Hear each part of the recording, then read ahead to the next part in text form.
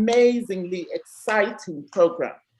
And to start off our week, we have the highly esteemed, highly accomplished nutritionist that you can find in the Adventist Church, in the person of Dr. Winston Craig. He not only is an accomplished presenter, he is a man of God, he is an author, and he lives what he preaches, but also he breathes his stuff. Dr. Craig, a very special welcome to you. So he is also going to do our devotion for us, and then he will take us through our lecture for today, which is on legumes, and he will really unpack the legumes, soy, and the health benefits that we can derive from the different legumes. Dr. Craig, welcome, and over to you.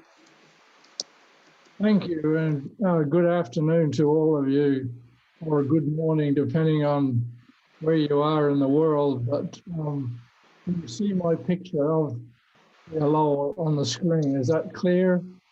Beautiful. Okay, well, I'm in Loma Linda right now, and we're down here for a few weeks. This is the garden that I went to, but what I wanted to direct your attention to is this iconic sculpture on the campus of Loma University. You can recognize what it is. It's created by the sculptor. Dr. Craig. Yeah. I believe the sounding is not very good. You may need to come a bit closer to your microphone. Okay. Yeah, that's better. I'm on top of the machine, so I'll try to speak a bit louder. The picture here is from Loma Linda campus. Shows you the sculpture that was developed by the Englishman Alan Collins, and presents the parable of Luke chapter 10, where the man you see was beaten and left half dead on the wayside from Jerusalem down to Jericho. He was walking. You have the elite who pass by unconcerned, not wanting to defile themselves, to reach out and help this wounded person. It was left to a minority person, one who was despised. But actually, you know the story, who represented Jesus, who came down and then risked his life and showed kindness. This gentleman, this elderly man, reached out to the downtrodden, marginalized, the disenfranchised person, and through humble service, he applied emollient, olive oil, and disinfectant to wine that he cleaned the wound, and then transported him to the inn, used his own resources to take care of him, and promised to pay the bill when he came back. This was an example, a true example of ministry and outreach. And you know the story there. I won't go through all of it, but you remember the lawyer had asked, well, who is my neighbor? And Jesus, in the end of the story, said, what did he say? Go and do likewise. So in our health education work, many times we have tough decisions to make. Getting our hands soiled. We're not always working in a sanitized kitchen. We may be out in the field helping the hurting people. And COVID has really revealed to all of us quite a lot about our society. The number and the degree of suffering, anxiety, pain, depression, people struggling, and who are the most affected by COVID? Well, in my society where I am living, and I'm sure it's the same where you are, it's the minorities, the undocumented, as we describe them here in this country, the marginalized, the disenfranchised. And Jesus said,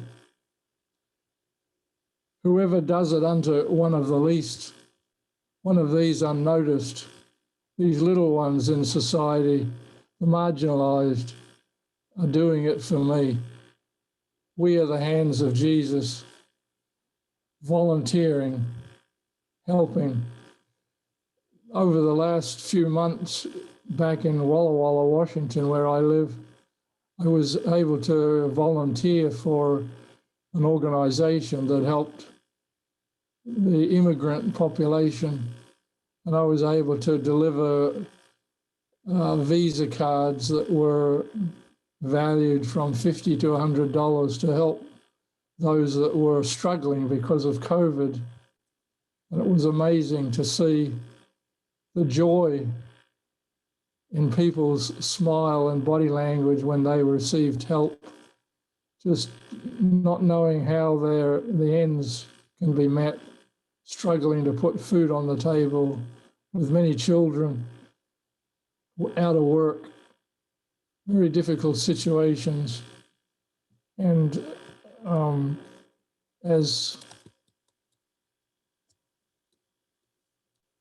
I guess the picture is not showing, go and do likewise, but as this famous Russian writer in the 19th century wrote, showing here on the picture, this is on one of the main streets here in Loma Linda. They have a number of these placards, and this was one that I particularly liked. I think that epitomizes what we are learning and training for in this course. The sole meaning of our life, of our education, is to serve humanity, to reach out and help those that are struggling in need. So as we begin, let us pray. Lord, help us to see the opportunities you bring to us every day. Give us the will and the desire and the energy to reach out, to help the marginalized, the suffering, the anxious, the distressed, the forgotten, the helpless, the hurting in our society, that we may bring to them hope and joy. Make us glad to be doing this work for you and with you. We pray this in Jesus' name. Amen.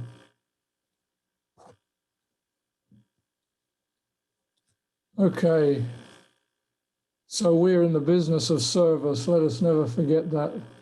So today, we're going to be talking about soy and other legumes. We hope you can all see and hear. I'm not getting any negative feedback, so we will continue. Yes, we can hear you clearly, Dr. Craig. Okay, Yes, all perfect now. Okay, so legumes is one of the 4 food groups, and we must consume them regularly. And they are rich in many beautiful gifts from the Creator. When we eat them with grains like rice, corn, wheat, and so forth, the mixture gives us complementary proteins, and so we have a high-quality protein. And it's better than animal protein because you don't have saturated fat and cholesterol, which we have learnt are unhealthful constituents of animal products. Cholesterol is found only in animal products.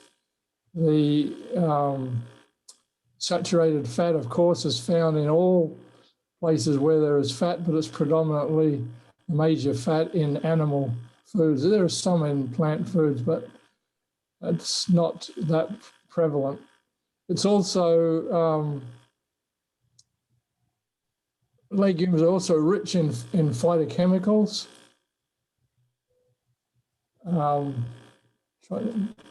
Trying to see which glass it's focused, but the phytochemicals, particularly in the coloured skin, so those legumes that are black or red or yellow or whatever colour, the colour provides the phytochemicals which are polyphenolics, antioxidants, which are very helpful for maintaining our health, protecting us against heart disease and cancer. Regarding soy, as we'll see a bit later on, there are some very special phytochemicals. They are called isoflavones, and they have very unique properties that we'll tell you about later. Legumes also have carbohydrates, not just protein. There are carbohydrates, and the carbohydrates here have a very low glycemic index, which means they are digested slowly, and the carbohydrate is digested and released to the bloodstream as glucose, and these are the low glycemic carbohydrates are beneficial for our health compared to refined grains like white rice, white bread, sugar, etc. They are high glycemic index carbohydrates, which are not so healthful. Legumes are also rich in soluble fibre, and this helps to lower blood glucose and cholesterol levels, so it protects us against cardiovascular disease and protects us from getting diabetes. So this is also very helpful. And polyunsaturated fatty acids are the major fat in legumes, and this also decreases our triglycerides and cholesterol levels. So you can see 6 bullets, very diverse, helpful constituents, all very valuable. Of course, they also contain vitamins and minerals, rich in iron and zinc, and some have calcium as well. And so we go to the next list here, summarizing protein, iron, B vitamins, your thiamine, riboflavin, niacin, folic acid. Folic acid also very helpful for cancer and cardiovascular disease prevention, and the other substances that we've already mentioned. So you can see legumes provide you with a big shot of good nutrition. It's not just protein, but many, many nutrients, micronutrients, phytochemicals, fiber. A serving of fiber, a serving of legumes provides you one of the best sources of fiber that you can have in your diet, giving you up to 5 or 6 grams in one serving. Here you see the 4 food groups listed on the left, and the second one is legumes, including soy, and then the boxes show you the 4 major diseases that we're in Western society faced with: cardiovascular disease, diabetes, cancer, and osteoporosis.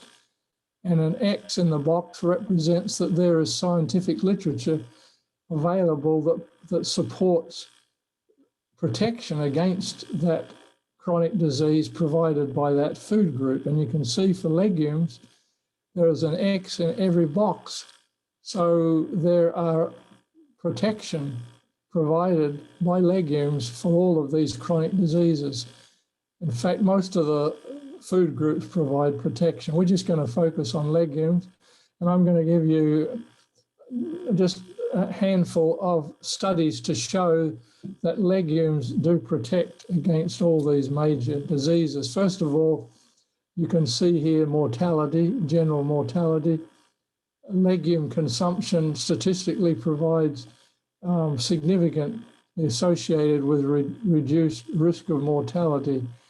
And eating 20 grams, which is about half an ounce, of cooked legumes provides 7 or 8% reduction. So if you think in terms of an ounce or 30 grams, this would give you a nice round figure of 10% reduction in risk of death.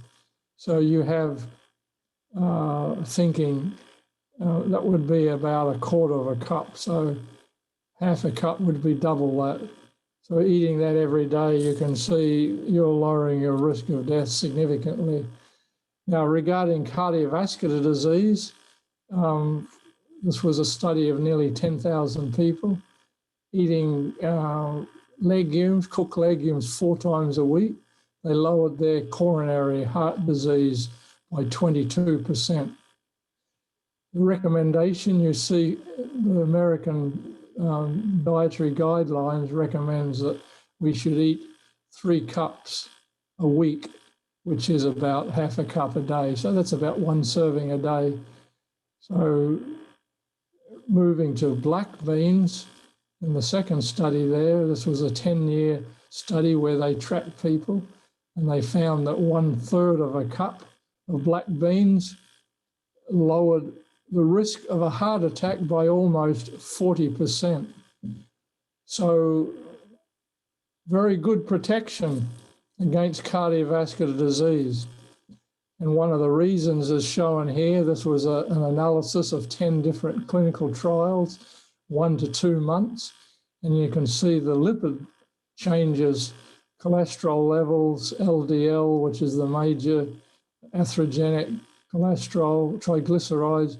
You can see these numbers, depending on whether you're familiar with milligrams per deciliter or millimoles per liter. The reduction is about 10 milligrams per deciliter. Triglycerides, it's almost 20, drop of 20. If you're familiar with the millimole system, it's about half a unit, almost half a unit. So significant reduction in blood lipids. And we're not talking about soy at this point. We're talking about all the legumes that are pictured there: lentils, navy beans, peas, chickpeas, pinto beans. So you can see regular use of our legumes protects us against heart disease.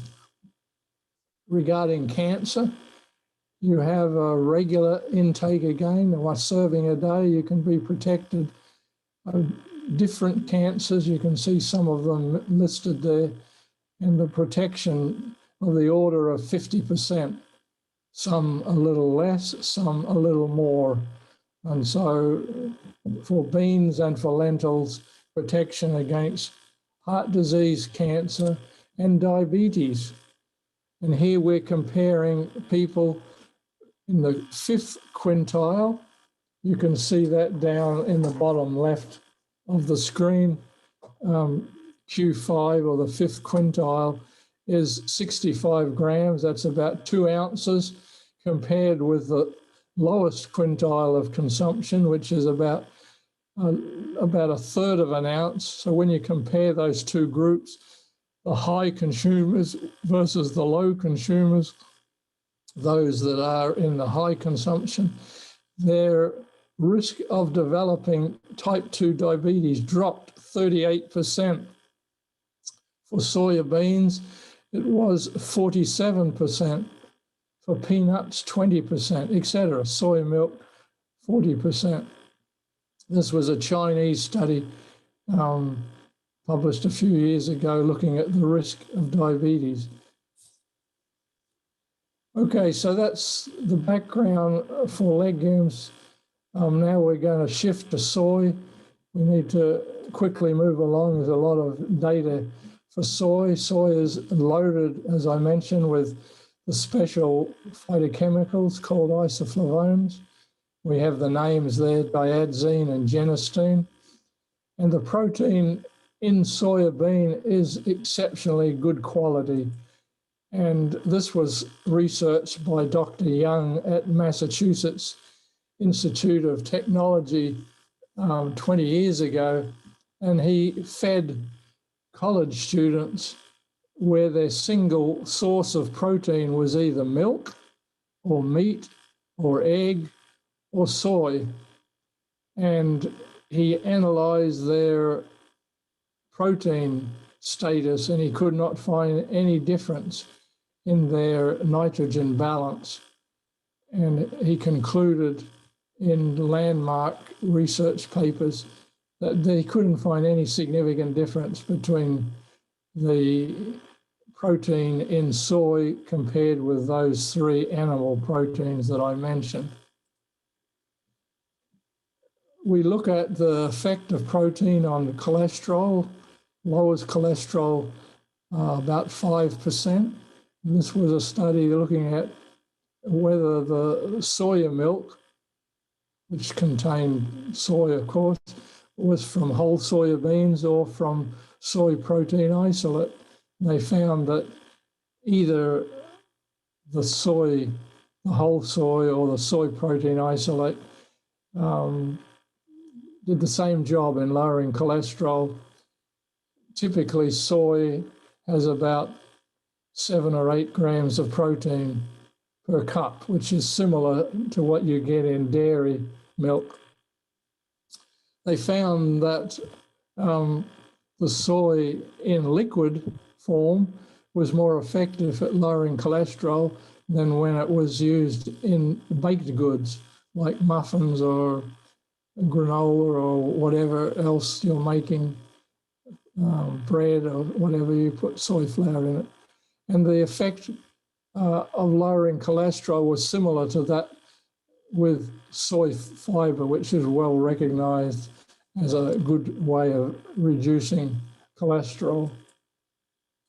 What about young children? Is this only for adults? The answer is no. They found that even children that have elevated blood cholesterol, the mean age of 9 years of age, that were fed a low-fat, low-cholesterol diet that was substituted with soy, they found after 2 months, they experienced up to 25% drop in cholesterol because they started with high cholesterol, so you're going to expect a more dramatic effect than the 5% which you see in the normal adult population.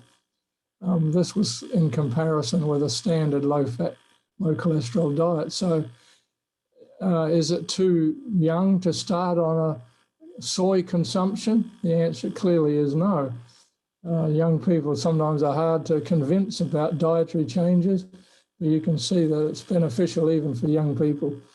Now, soy has an advantage for a number of reasons. One is because of the genistein, which we mentioned as a very potent phytochemical, and there are a number of research papers that support these 5 factors.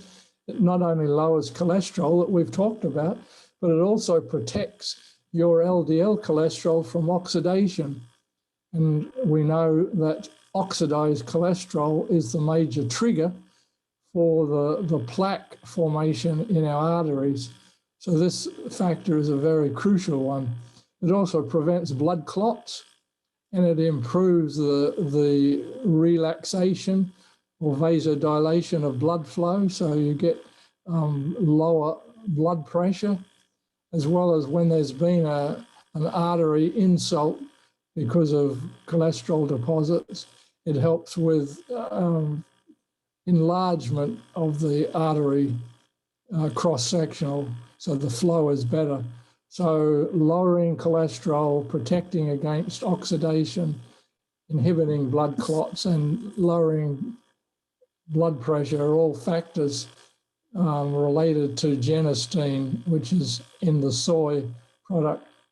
As we mentioned, it also protects against cancer. Studies on Asian populations have shown that regularly consuming soy can protect you against breast, colon, stomach, prostate, lung cancer.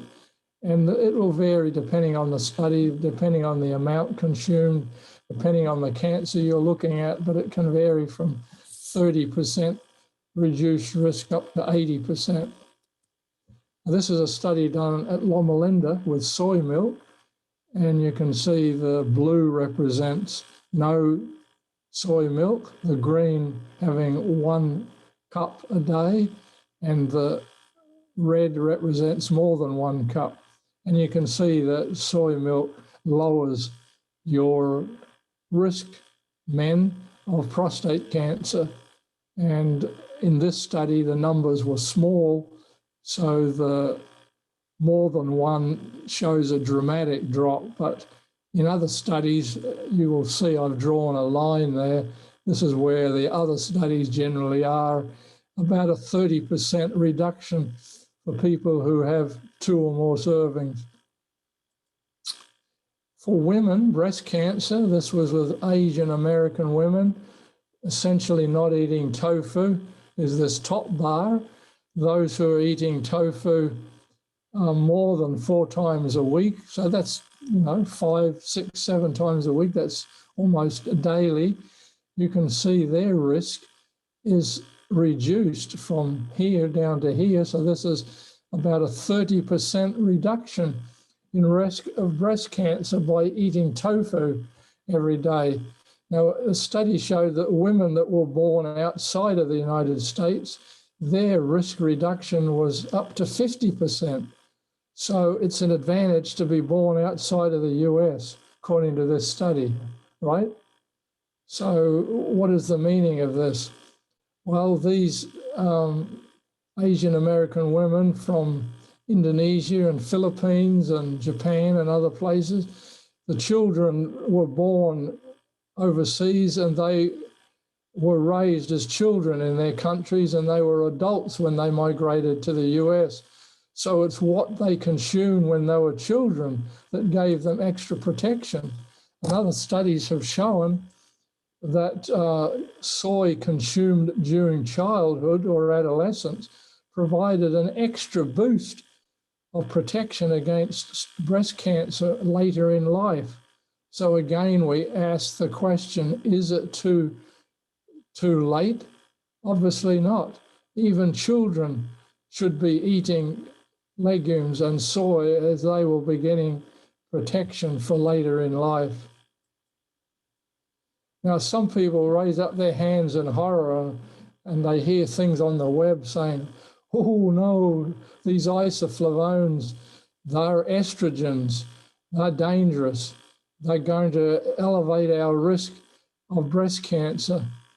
But research, very precise research, shows that while they are similar to estrogen and they actually bind to estrogen receptors, they don't have exactly the same effect as estrogen. And that's because there are 2 types of estrogen receptors in the body. There are alpha and beta receptors, and they are distributed in different tissues throughout the body, and they have different effects. These isoflavones like genistein are actually what we call serums. They are selective estrogen receptive modulators. That means they hook onto the estrogen receptors and they modulate and they have an effect. And you will see that in blood vessels and in bones, they have an estrogen-like effect, a positive effect. Whereas in breast tissue, it's an anti-estrogen effect, it's a negative effect. So this is a win-win situation. It does all the things you want. It provides the protective effect in all the tissues that we've listed. So we don't have to fear about breast cancer. We're actually, the data will show you, actually protects you against breast cancer. So it lowers cholesterol, protects you against cancer. And the cancer protective effects is not only the genistein, the isoflavone that we've mentioned, but there are some plant sterols that are like cholesterol, but they're anti-cholesterol. There are some saponins, which are steroid-like materials, and also phytates that are also found in whole grains, nuts, and seeds, and these actually protect us against cancer. Now, another effect for some women, about 40% of women have this effect, and that is it can protect against hot flashes. And Asian women typically don't experience this to the degree like Westerners do, but Asian women who consume 60 grams of soy product report less frequent and fewer hot flashes and other menopausal symptoms than European women who do not consume soy products. Now, moving to another chronic disease, namely osteoporosis, which is more common amongst whites than amongst African Americans or women of African descent. This study with Japanese women found that the bone mineral density in the spine was significantly higher in those that were eating more soy than those who were eating very little soy. And the effect is more pronounced in the first few years after the beginning of menopause rather than 10 years out. So the protection is much more dominant in the first 5 years of menopause. This was a study, an Italian study, looking at almost 400 postmenopausal women that were given either the isoflavone genistein from soy or they were given a placebo, which no polyphenolic. And after 2 years, they measured before and after the bone mineral density, and they found that those that were getting the soy product, their bone mineral density continued to strengthen, both in the spine and in the hip, whereas those who were getting placebo, their bone mineral density lessened, diminished. Remember, these are older women who are at the age where osteoporosis is happening.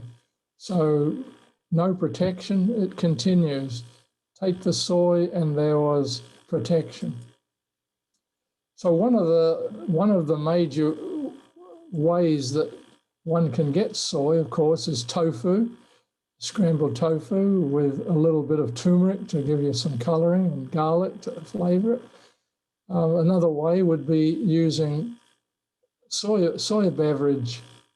And you can see here, we've got a picture of Alpro, which I know is available in Waitrose in Britain, but I'm sure there are different forms around the world, but this was just one that I have listed here. And if you get your soy in the form of a beverage, I just want to remind you that read the label, because the calcium, vitamin D, and vitamin B12 are essential. And the soy milk should have these 3 micronutrients fortified to this level. Alpro does for the Y is yes and the N is no. Vitamin D seems to be a problem in fortification in many products. Anyway, without being sidetracked, just read the label and make sure that if you use a soy beverage, you have one that has around 20–30% of those 3 micronutrients. Now, let us conclude our short lecture here on soy by showing you there are a number of attacks against soy. The meat industry, the dairy industry doesn't like you switching to soy burgers or soy products, soya milk. They have entertained a number of attacks, and some of these attacks have not really been from those industries, but other people have researched. And these are some of the things that people have said, that soy inhibits thyroid, soy, because of the estrogen-like compounds that are there, decreases spermatogenesis and impairs male fertility, which is very hard to imagine how this could be when Chinese people, 1.5 billion Chinese in the world, and they are probably the heaviest soy eaters in the world, so it doesn't make sense. Another reason is that it increases the risk of breast cancer. It's not suitable for babies. It has an impact on brain function. And this was shown in a Hawaiian study with looking back, doing autopsies and guessing that these people ate a lot of soy. Further studies have shown that soy actually improves cognitive function.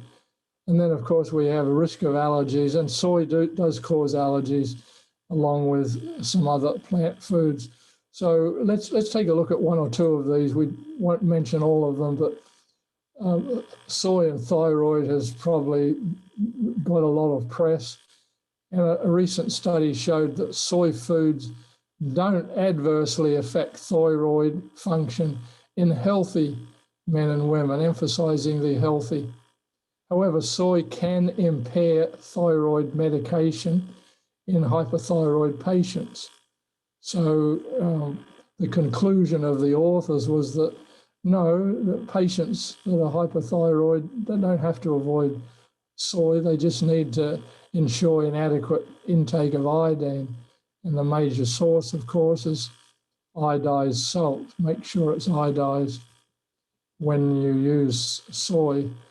And just a reminder, it's not only soy that has these anti-thyroid compounds in them. Cabbage, millet, kale, Brussels sprouts are just some of the many substances, many foods that can interfere with thyroid. So it's not a major problem, but for those who are taking medication, one needs to be careful. Now, regarding breast cancer, this is a big issue. Women say, well, you know, I don't want to take estrogen's bad news. We've already shown you that it isn't really estrogen, but let's take a look at the research. Now, Caucasian women usually don't eat much soy, and for them, the data doesn't show protection from soy. And when you look carefully at the data, they're using less than 3 milligrams a day.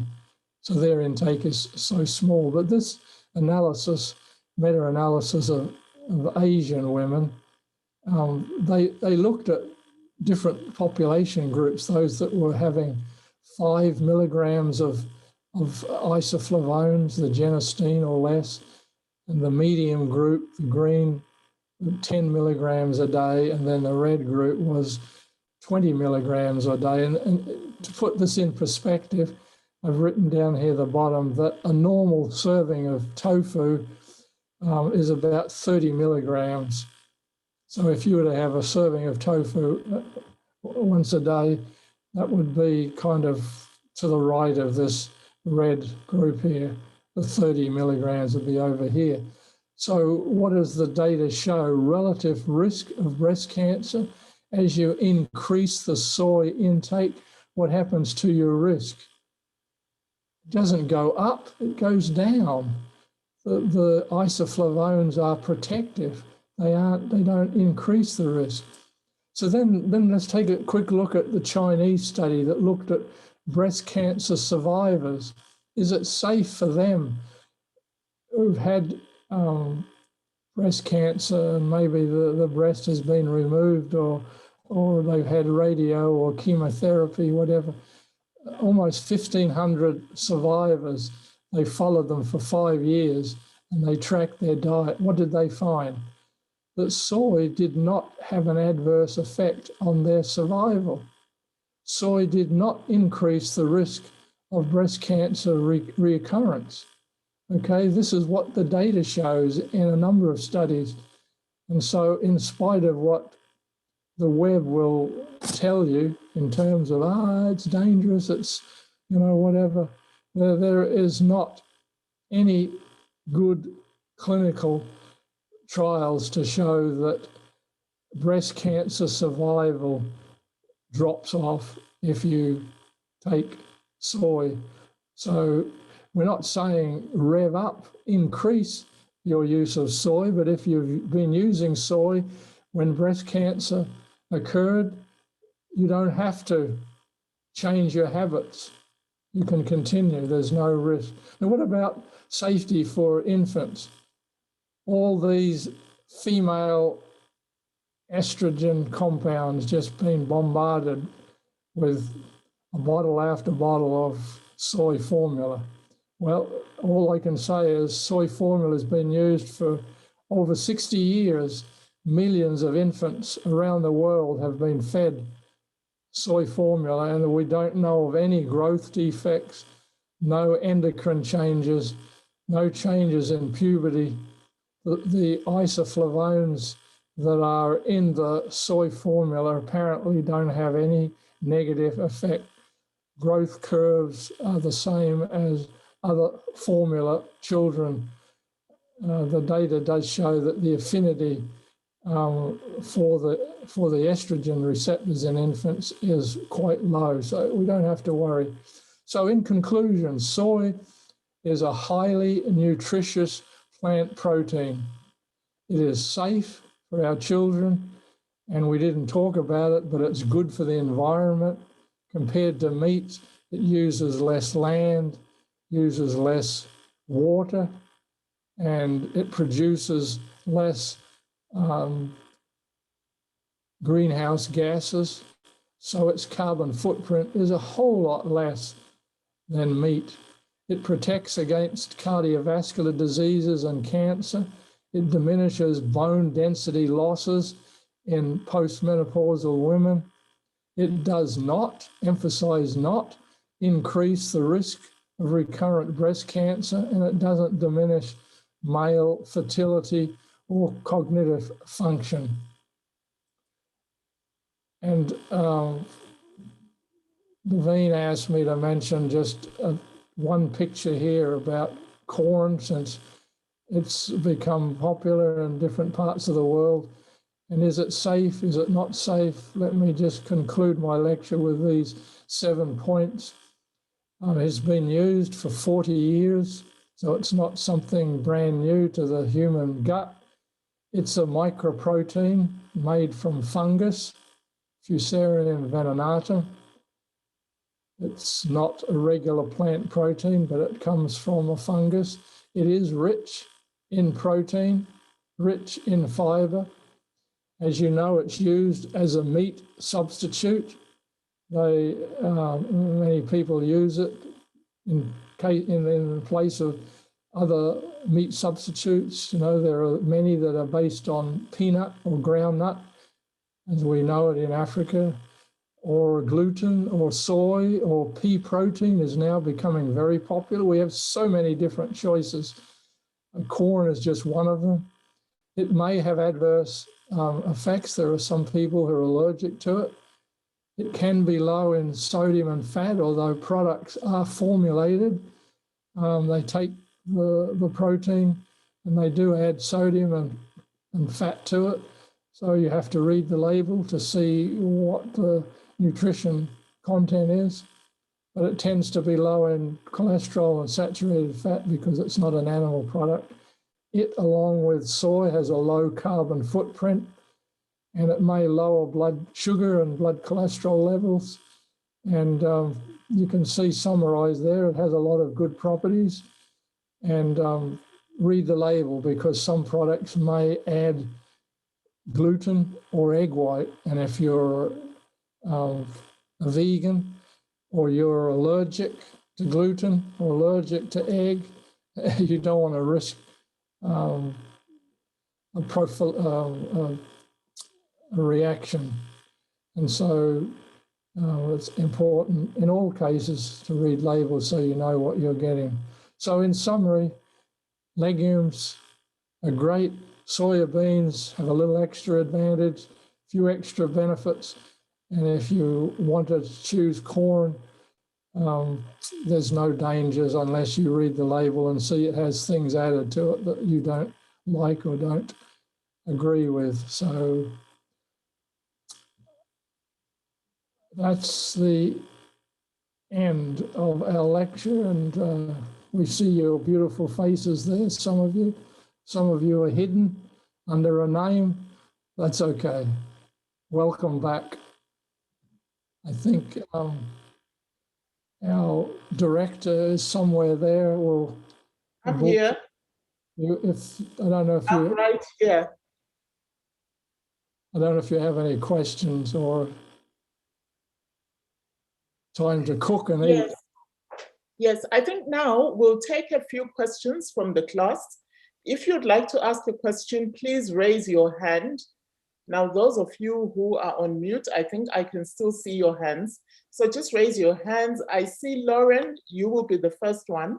Let's keep our questions short and let's not ask follow-up questions so that others can have opportunity. So we'll take a question from Lauren. Okay, so good afternoon, Dr. Craig.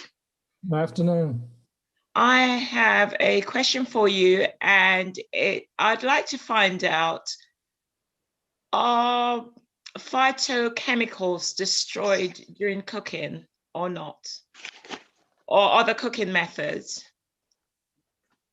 A little bit, but not significant.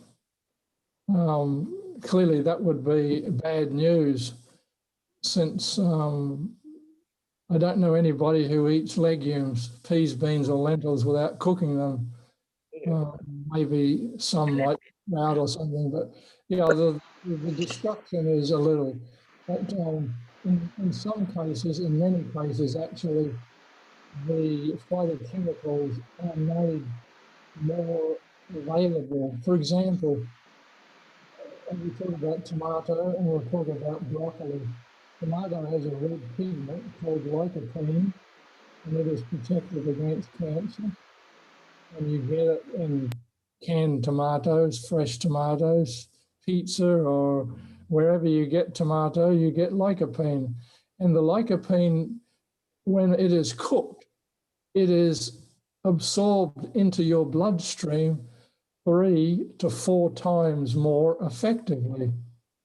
So while some of the lycopene, let's say, just for a number, let's just make it up, 5 or 10% is destroyed in cooking, yet when it is cooked, it is broken, the bonds are broken away from the protein, and it is absorbed and enters the bloodstream much more effectively. Broccoli has some and all the cruciferous vegetables have very potent anti-cancer compounds called isothiocyanates. And when the broccoli is cooked, the same thing happens. They are much more available. So if you like raw, fine. If you like cooked, fine. Eat some of each during the week. They have different properties. So the short answer is cooking really has minimal effect on phytochemicals, but may actually enhance dramatically the absorption of those phytochemicals so that you are getting more benefit.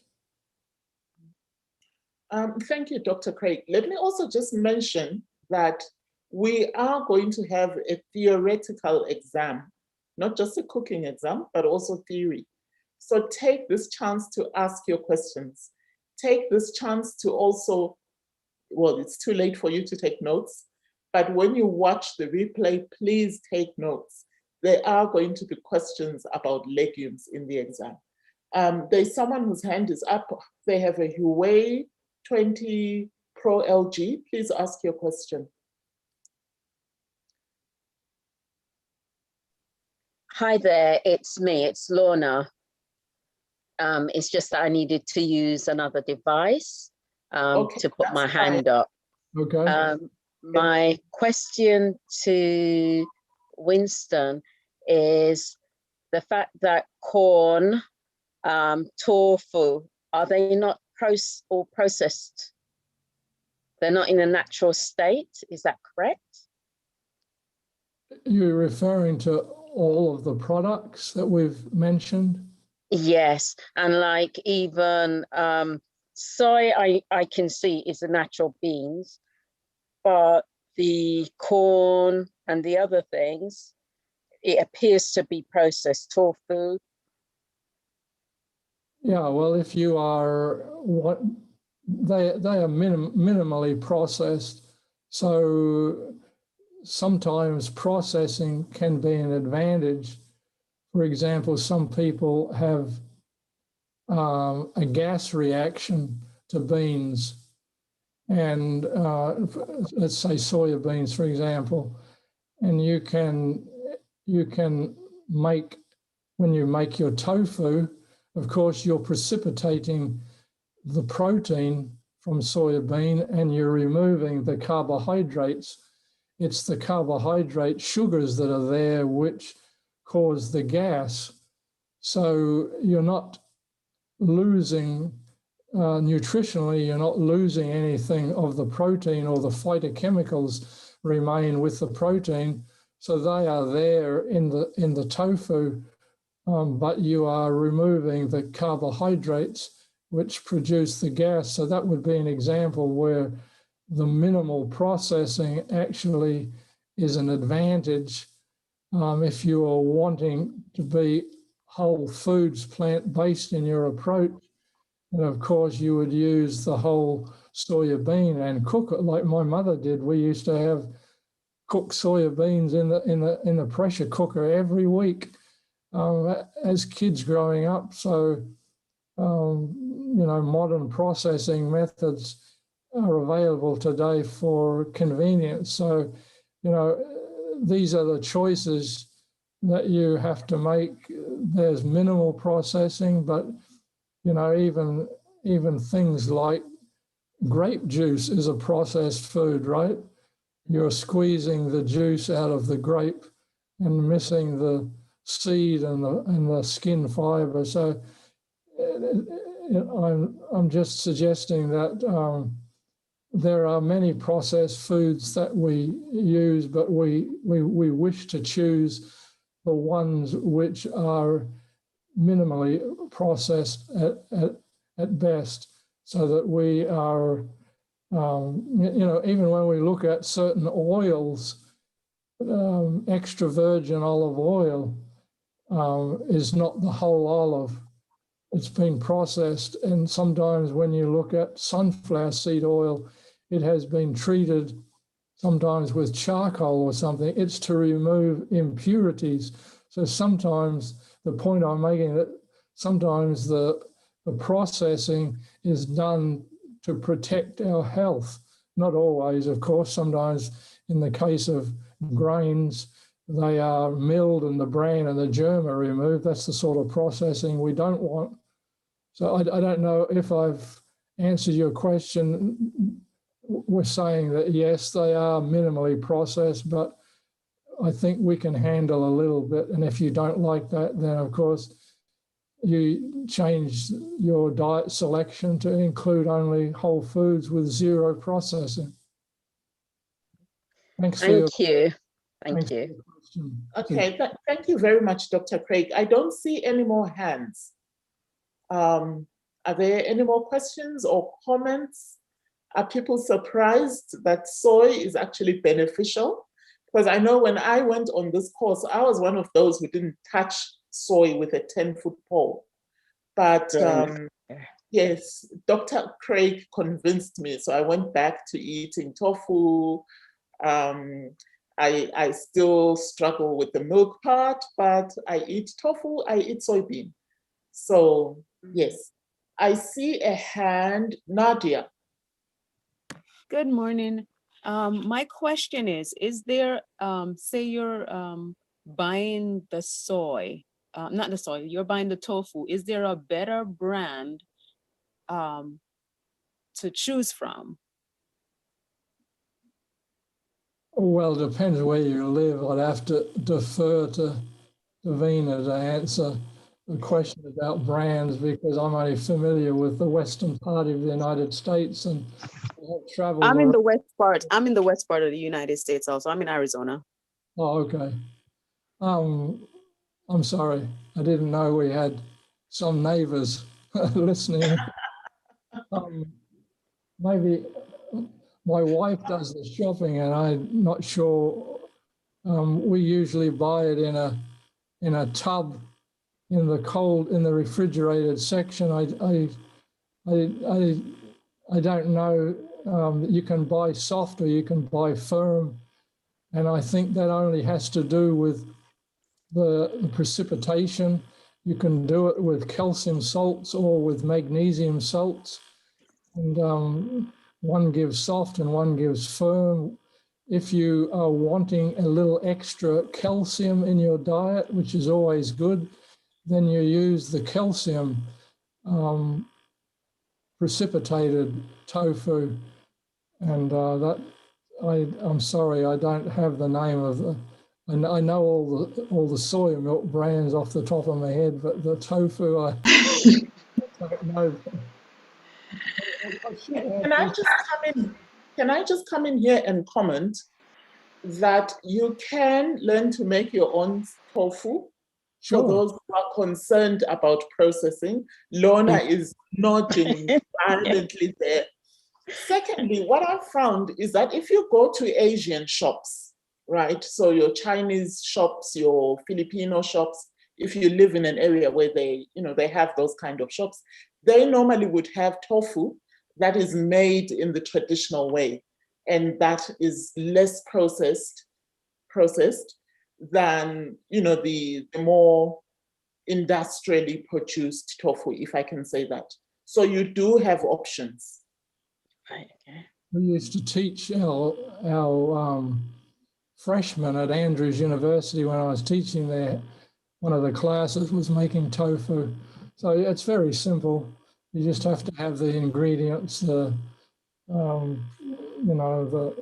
coagulant material, which you can buy in different stores.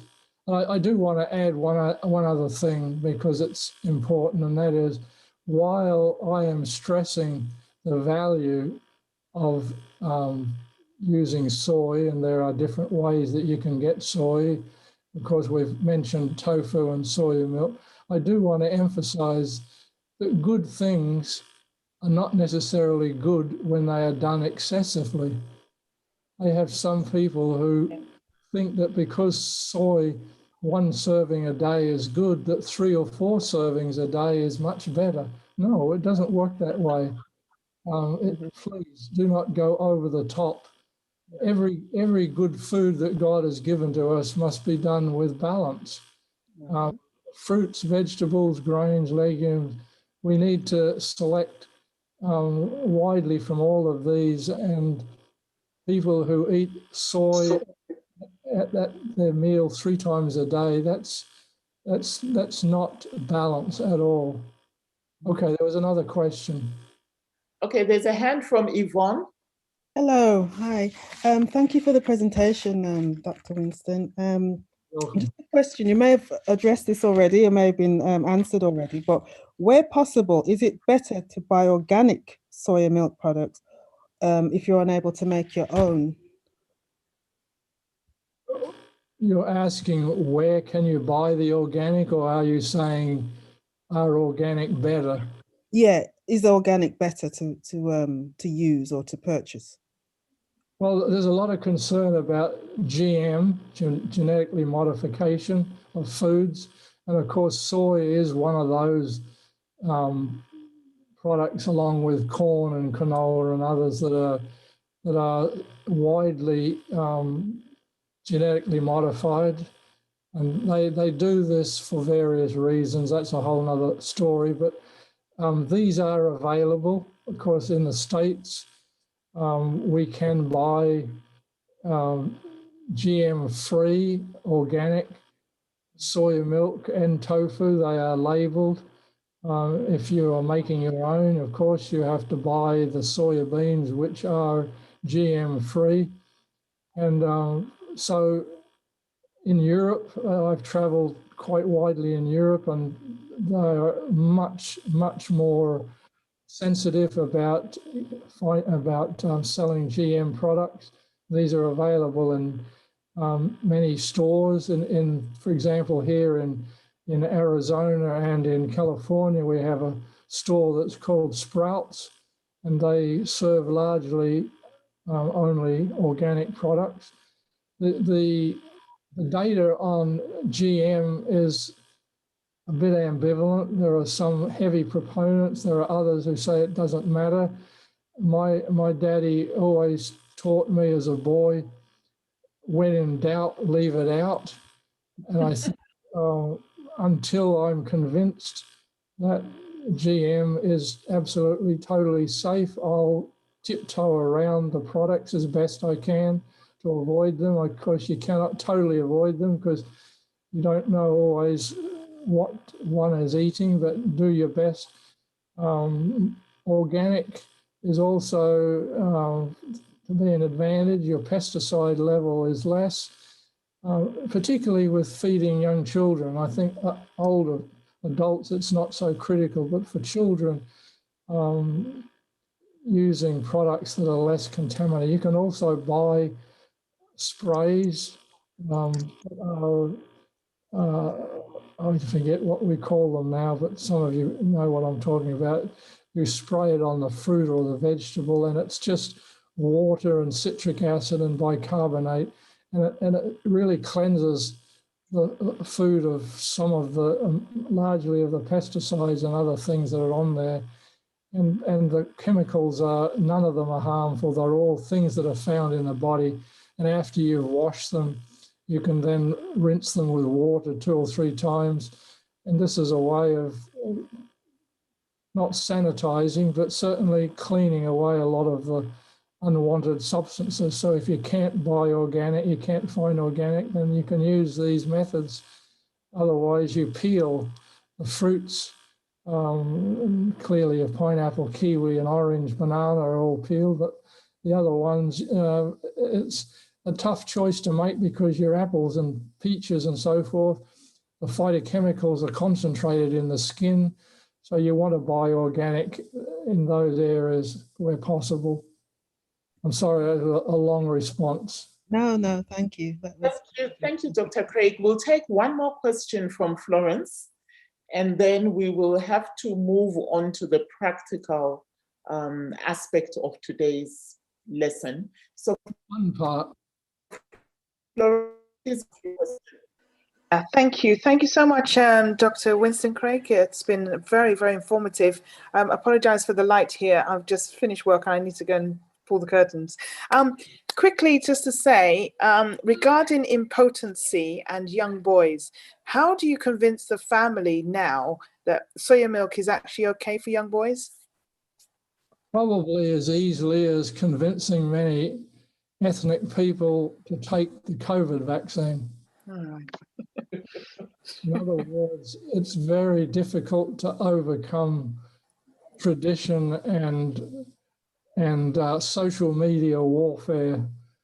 I don't know how you can convince people other than to, I mean, you have to look at children in your neighborhood or in your church who have been raised on soy and who have been raised on breast milk or cow formula.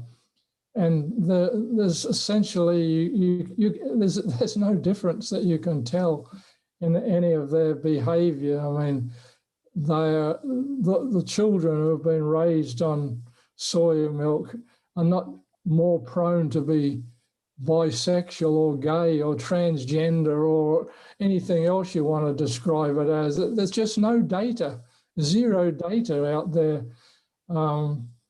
I don't know what else to say. It's some of these things which float around on social media are deadly in terms of trying to combat them.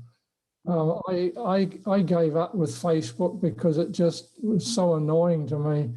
But I sympathise with mothers who are struggling to walk a very balanced pathway because the forces to pull you to the left or to the right are very strong. And all I can say is to give you confidence that I don't know of anything for young boys using soy that is going to be negative, is harmful. It just the data is not there. There's nothing, no suspicion. Sorry, thank you very much. Some magic. Thank you very much, Dr. Craig. We really appreciate your taking time to come and present this lecture to us and to enlighten us. One thing that I must mention that you have just made in your closing remarks is the importance of going with evidence, doing our own research, looking for the data, and making informed decisions that are evidence-based and that are data-driven. Amen. That is the most important message that all of us can take away from here, in addition, of course, to the wealth of wisdom that has been shared with us. Sister Nadia, I see your hand. However, allow me not to give you opportunity to ask your question because we are running way, way, way behind time. Dr. Craig, thank you very, very much. I know that you are a close friend of the VeganTrition course, and I know we are going to be seeing more of you in future courses. Thank you very much for taking your time to be with us. And of course, if you want to stay for the practicals and to see the women do their craft, you're most welcome to stay. But if you have other commitments, we thank you for your time. I do have to eat breakfast. I did want to make one statement before I leave, and that is I do have a web page that all of you can go to. There are many articles there. Those of you who live in the US, there are books that you can buy that I've written, but the web address is vegetarian dash, that's a hyphen, not an underscore, dash, nutrition dot info for information, vegetarian dash nutrition dot info. And you can, there's no charge. There are scores of nutrition papers on many, many topics, including soy. You can go there and download anything that you want to. And if you want to comment, you can send me a message. If you want to buy a book, you can do that there. So thank you for your attention. You're a wonderful class, and we'll see you some more in the future. Yes, thank you very much. Sorry, could you repeat the link? I was just typing it in the chat. I've got vegetarian-nutrition.info. Right. Nothing more, at nothing? Well, you preface it with www. vegetarian-nutrition.info. Right. Okay. Yep. Okay. Thank you, Dr. Craig. Enjoy your breakfast and enjoy your day. Bye. God bless all of you. Thank you. Thank you.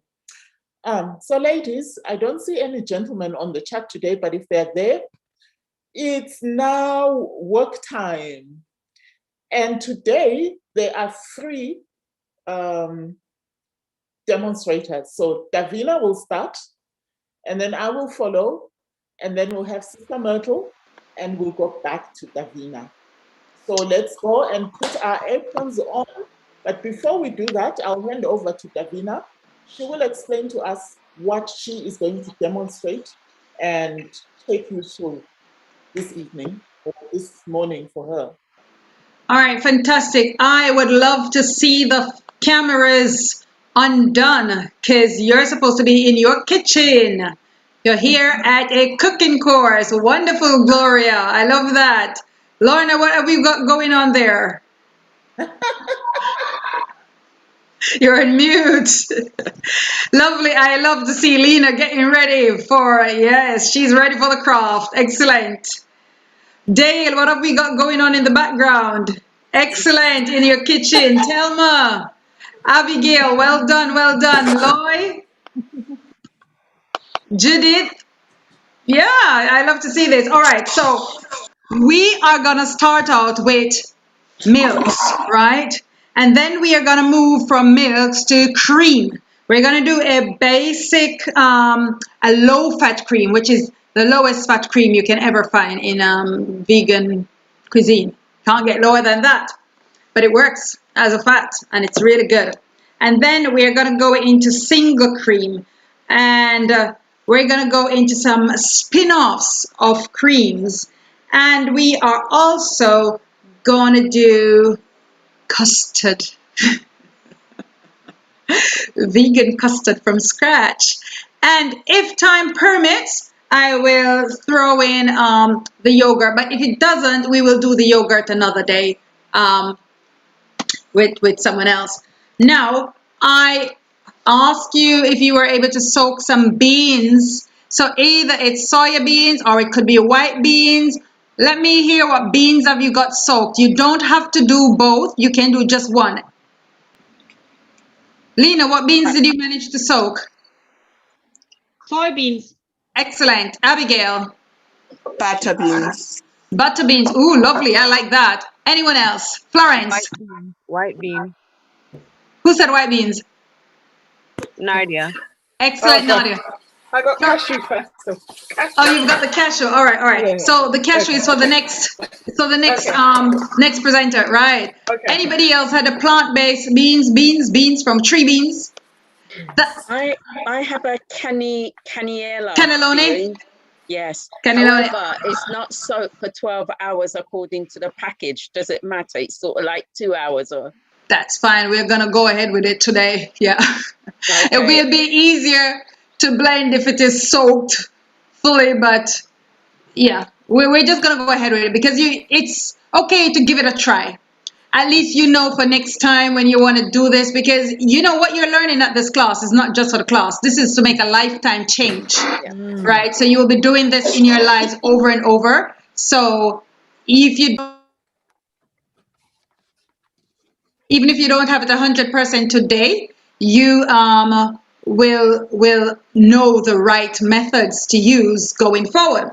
All right, so for all those I've also got sunflower seeds, which is less time.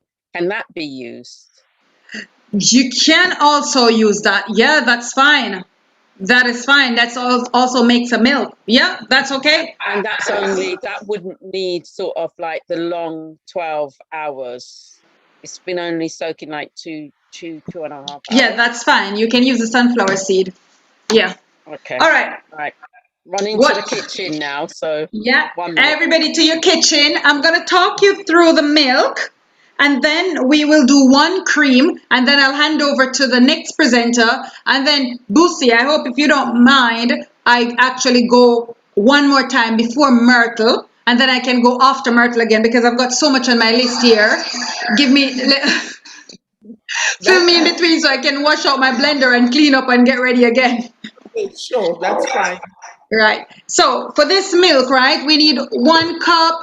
And lovely, I like that, Yvonne, drinking your water as you go. Everyone, when you come to this class, you should come with a 2-liter bottle of water. Really, you shouldn't be drinking less than that for this class session. So, yes, do take a couple of sips from your water and go into your kitchen now. Drain your beans off that has been soaking. Put them in a strainer or a colander and just wash them off. Make them nice and clean. Wash them off.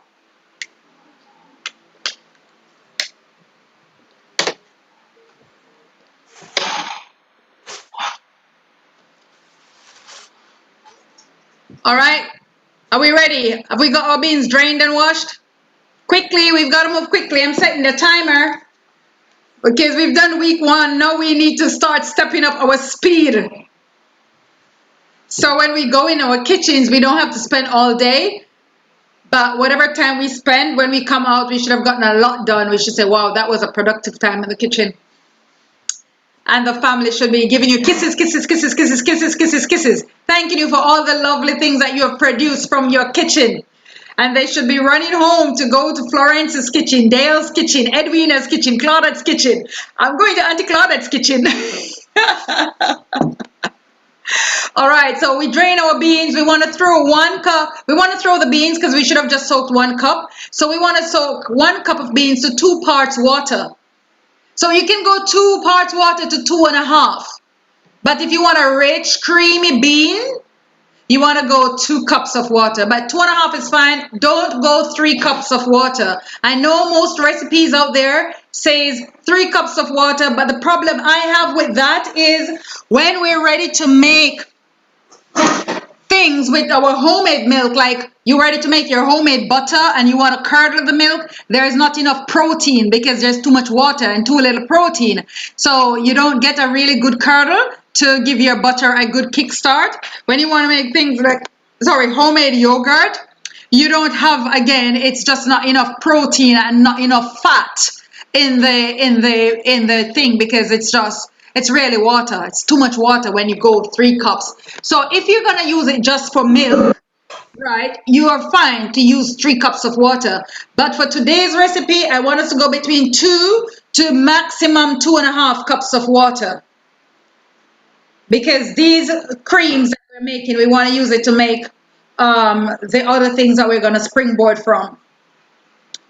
So, have we got our beans in our blender? Cover them and start to blend, pulverize them until they're completely smooth, or as smooth as you can get them. So 1 cup of beans to 2 cups of water, or maximum 2.5 cups. Cover, blend at high speed until it is all nice and creamy as you can get it, because it is the beans. While it is being blended, if you are able to step away from your blender while it is being blended, you want to grab your strainer as well as your cheesecloth, and you want to grab a nice big bowl or jug sounds like a jug to me, I'm looking for, to strain it. And how you want to set this up, you want to set the cheesecloth first and then the strainer above the cheesecloth. Why? You're going to strain it through the strainer. It's going to go through the strainer first. It's going to take out all the large particles, and then whatever particle escape, it will get caught in the cheesecloth. So you can have a nice smooth milk without any bean particles in it, which is called okara. And while you're doing that, I just want to tell you a little bit about the husk that you will have left over from the beans. It is called okara.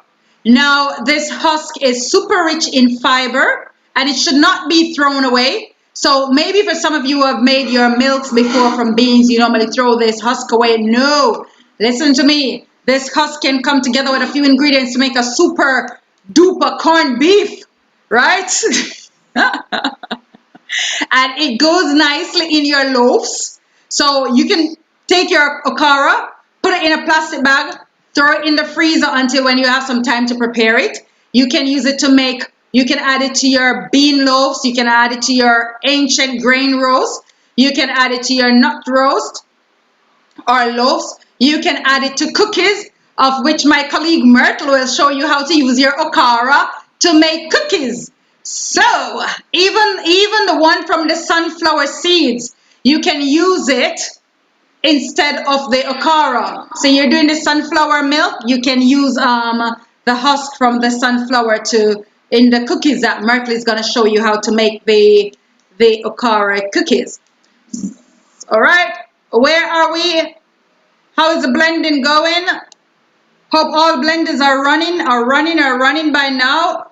I can see some pouring out going on there. That's good. Yeah, running. Running. All right, good. Running, yes. Grab your strainer, your cheesecloth, and your jug to pour your milk in. Okay. While it is running. Yeah, as long as you don't have to stand there and hold your blender, just get something else. Quickly grab your cheesecloth. Right. Now, what a cheesecloth is, you can use an old t-shirt if you don't have a cheesecloth. It's called muslin cloth as well. Or you can use a tea towel that's a little bit, cotton tea towel that's a little bit thin, that you could get particles through. So if you don't have a cheesecloth, get that. But cheesecloth was on the essential list of ingredients and equipment. And I'm hoping that everyone would have taken their time to actually read through that essential list of ingredients and equipment, especially those who have joined the class late, because day one we did go through it. If you joined the class late, just go through the video for the first lesson and take notes. Those ingredients and equipment, it's essential that you have them in your vegan pantry. These are just essential ingredients that a vegan wants to have in their pantry that you can just draw on anytime. They're especially those things that are non-perishable, right? You just want to buy them and just stock them. You have them whenever you need them, right? You pull your hands on them. Some of the equipment you will use more often than some, but you want to have, those are good equipment to have as a vegan, because a true plant-based person wants to make most of their food themselves. Because when you purchase processed food from the stores, you don't know all the ingredients that are in it. So if you may see ingredients that are listed on it, that yes, that is in it, but legally, if they use less than a certain amount of an ingredient, they don't have to list it legally, right? So if it's less than a certain percentage is inside the product, it does not have to be listed. So there may very well be something in it that you don't want in your body, but you don't know because it is not listed. So ideally, our ultimate aim and goal is to prepare everything for ourselves that we want to eat. However, that is not always possible, but we just, you know, you can buy some stuff from the store. It's okay to buy some processed food. Just go for those with minimal processing as much as possible. When you look at a product that you pick up in the shop, when you're seeing ingredients that you need to check Google, then maybe it's not the right product for you, right? If you're seeing ingredients that you need a chemistry teacher to break it down for you, then maybe it's not the right one for your body, right? You want to see ingredients that you're familiar with that you can call and ingredients that you can pick from your tree outside, right? You must be familiar with the ingredients that are in the food. When you start seeing stuff that looks like postcode, H120 and E1500, then you know that no, these are sometimes colors, these are sometimes additives, sometimes these, no, not sometimes additives, these are additives. And sometimes these additives are made, believe you me, you check them out, you go to the root of them, what they're made from, sometimes hair from animals, sometimes pig hair. Let's see what you've got there, Lorna. Use a spoon, use a spoon. A spoon, okay, hold on. Yeah, is it too thick? Yes. Add water to it. And it's hot. My blender was heating it too hot.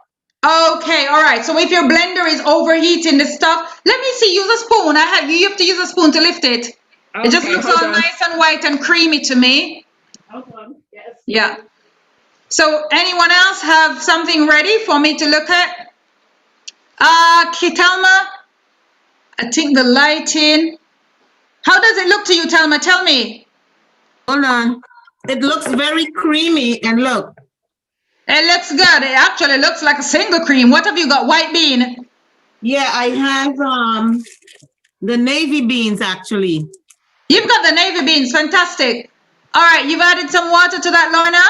No. Just 2 cups. Okay, so that's a really nice thick cream. What I want you to do, Lorna, I want you to taste yours as it is.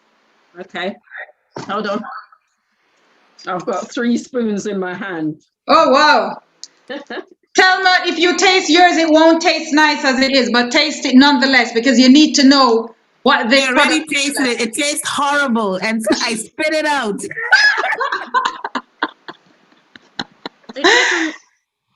It just tastes fresh. It just tastes fresh. Yours as it is, Lorna, can actually be sweetened. It can be used as a cream as it is, right? Yeah. As it is, because it's all good to go.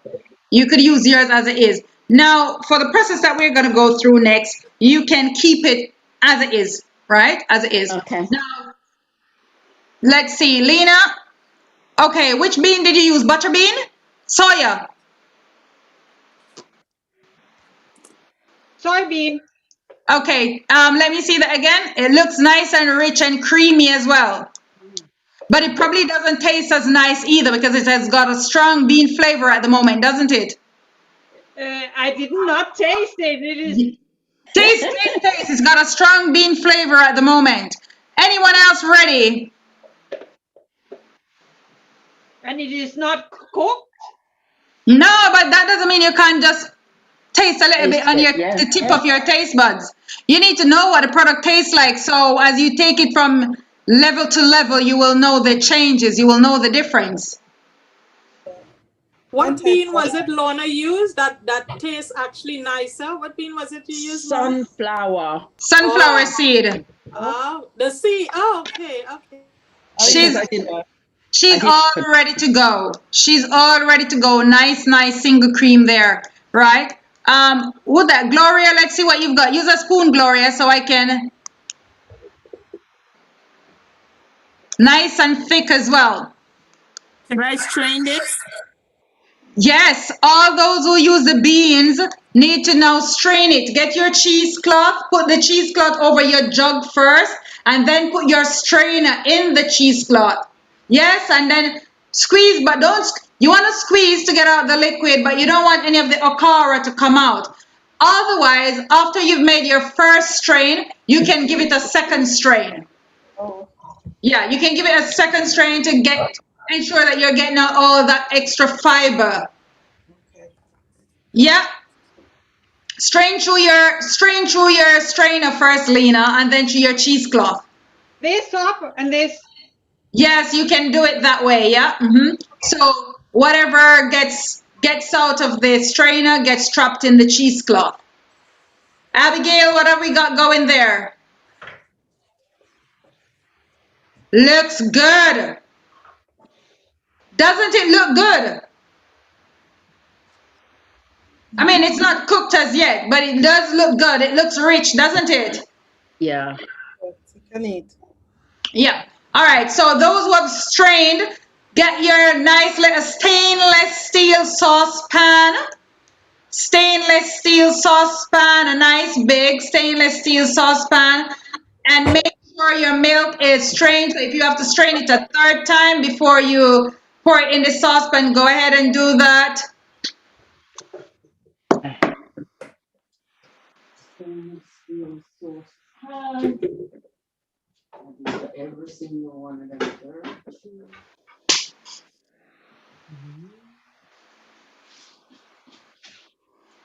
Davina, Yes, Tendai? is there a difference with straining after boiling? If there's a difference with? If you choose to strain the milk after boiling the okara and the water together. Is there a difference? Okay. Let me tell you what the difference would be. When you strain it now and you get the fiber out, you know the fiber is going to take much longer to cook than the milk. So if you're going to cook it with the fiber, the fiber is going to start getting thick on you. The milk is going to start getting really thick, which is okay if you want a nice thick milk, but it's going to take longer. You're going to have to cook it longer. Oh, is that so? Okay. Okay. Yeah, because the fiber is, you're going to have to cook it longer. Yeah, some people do it like that though. And I know, like Africans, I think they do it like that. We usually do it that way. Yeah, but then again, they also use a lot more water. Yeah, so to 1 cup, to 1 cup of soybeans, they'll use like 3 cups of water or more. But then they boil it. They boil the whole thing with the bean, with the fiber and everything, and then afterwards strain it, which is also another way you can do it if you want. Okay. Thank you. Louise, welcome. You're late. And you're on mute as well. Hello. Hello, my people. Hello, Sister Louise. How are we? I'm good. I think everyone here is good. All right, how are we getting on with the straining? Are we ready to put our bean on the fire? Yeah, just a question to Davina. I use soya bean and it's a bit frothy. Does that matter? Oh, no, it's like that. That's okay. It's natural, isn't it? Yeah. Yeah. A quick question. Do I just put my seed into the pot? What's the contents of this, or do I need to do anything else? You don't need to do anything else to yours. You can add, you can warm it if you want, but you can add a little bit of a pinch of salt to it and a spoon of either maple syrup or honey or agave, whatever sweetener that you use, or that if you bought any of the sweeteners on the essential list of ingredients. I've got honey. Yeah, a spoon. Try first with a teaspoon, sweeten it, and see how your milk tastes. Okay, but it is very thick. So it's like a single cream. It's like a cream. You can add if it's still in your blender, you can add another half cup of water. Yeah. You can add another half cup of water to yours and give it another mix. Yeah. Yes. All right. And for those who probably wanted to try oat milk, This is what you would do if you wanted to try oat milk. 1 cup of oats, 1 tablespoon, and you can just write this down. But if you are in your kitchen and you want to try the oat milk, 1 cup of oats, 1 tablespoon of coconut flakes, and 2 to 2 parts water. Put in the blender, blend, and then strain. Then you can sweeten that as well with a spoon of sweetener, honey, agave, or maple syrup. You can add a little pinch of salt. That milk will be lovely. That's your oat milk. Put it in your bottle, put it in your fridge. And Davina, is that if you don't have what you said, coconut flakes, is that like the desiccated coconut like I usually put in my sweet bread? Is that that? Yes, that one, yeah. Mm-hmm. Oh, okay, okay. Davina, how much water in the oat milk? 2 cups. So 1 cup of oats to 1 tablespoon of coconut flakes to 2 cups of water. And we want to sterilize our bottles, but you don't have to do that today. I'm just telling you this because we need to move fast today, but I'm just letting you know this, right, for future, which is something we've already discussed, but repetition deepens impression. You want to sterilize your bottles before you put your milk in them. Boil them in some water from 30 seconds to 3 minutes thereabout, and that will kill all or most bacteria. All right, so give them a nice sterilization so your milk will last longer. When you make your milk and you put it in the bottle, and by the way, sterilize the lids as well.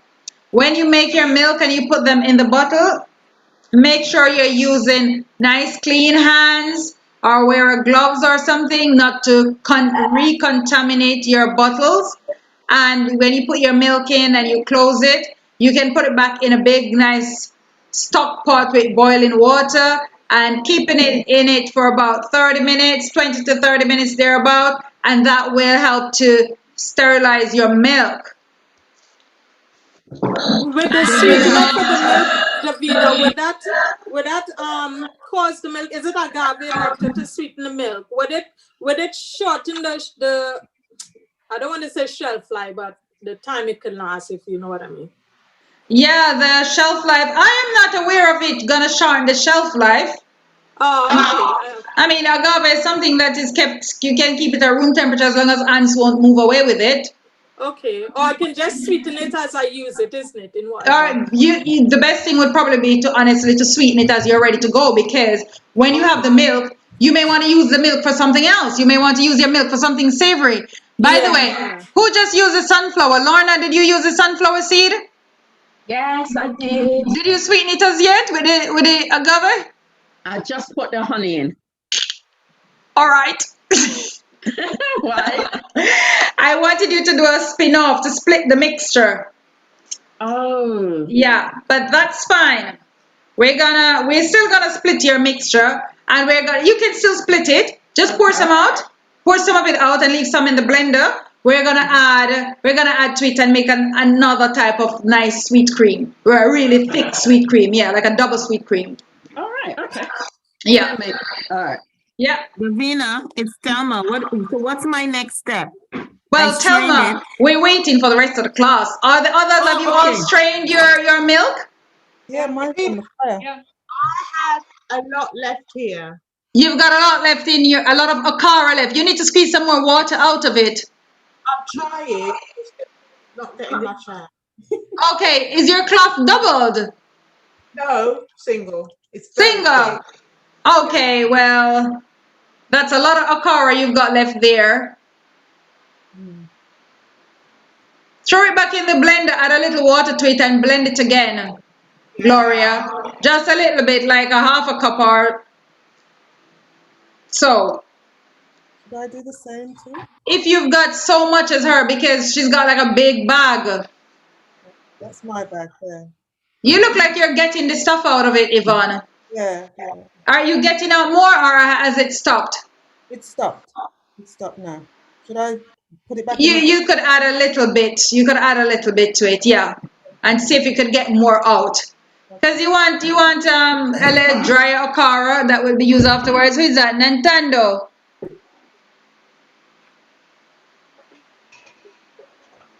So if you're doubling your cheesecloth, don't double it because then it's gonna be hard to come through. You're doing well, Nantanda. You're doing well. Davina, with the oat one, I'm gonna try that one. With the oat one, would it need training also? Yes, yes, yes, yes. It needs training. Okay. Hold on. That looks so nice in your bottle. Yes. All right. That one looks good.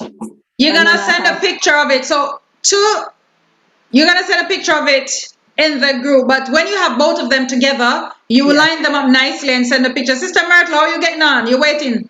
I'm good. All right, you're good. But the bottle is too big for the little bit in there, but it's all right. Yeah, I noticed that.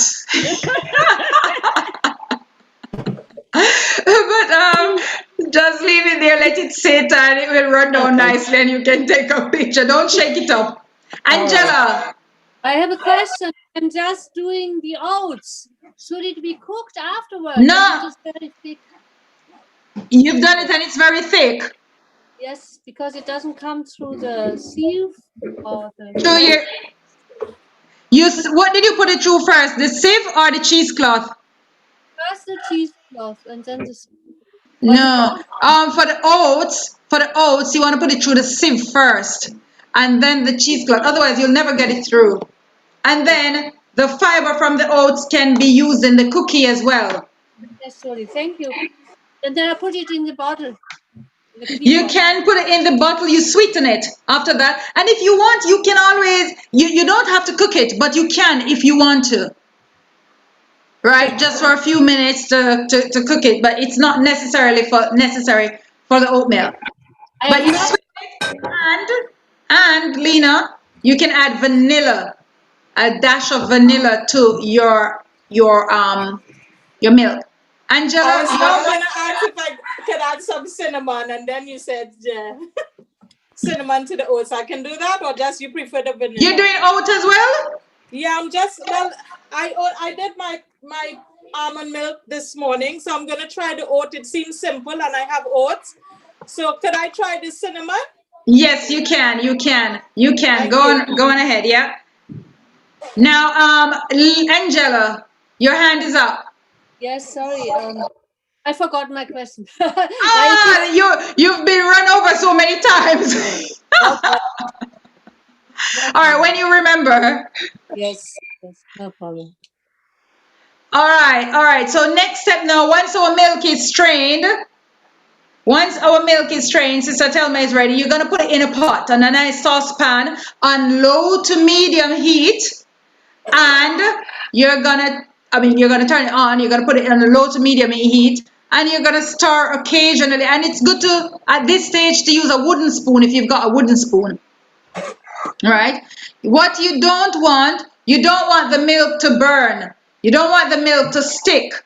Now, for those who have used the white bean or the butter bean or even a soy bean, whatever bean you have used, because you've made it so thick, to sort of help to get rid of the bean flavor, if you've got a lemon or an orange that is unwaxed, you want to use maybe a knife and just peel a piece of the skin and drop it in your milk, but you wash it first. But drop it in your milk when it is boiling, right?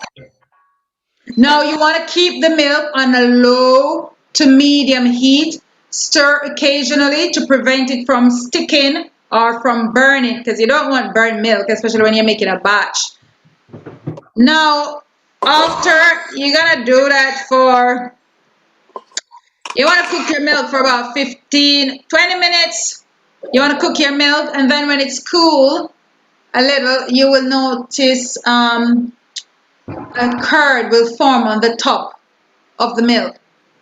That looks good. What is that? The oat milk? This is the oats with the coconut flake, cinnamon, and the 2 cups of water. So I'm going to strain it, and then I have to boil that also, yeah? You don't have to, but you can. Okay. Yeah. Mm-hmm. All right. Do I need to boil mine? Once it is a bean, it must be boiled. All right. But you're not a bean. No, you don't have to. You don't have to. Yeah. Yours don't even need to be strained, but you can run it through the, not the strainer, the next one, the cloth. The cloth, but it seemed to be quite pure. Yeah, so you're good then. You're all good. Right. So but I want, no, you're not all done. I want you to make a double sweet cream because you've already sweetened it, right? Yes. So I'm just gonna, you got a tofu?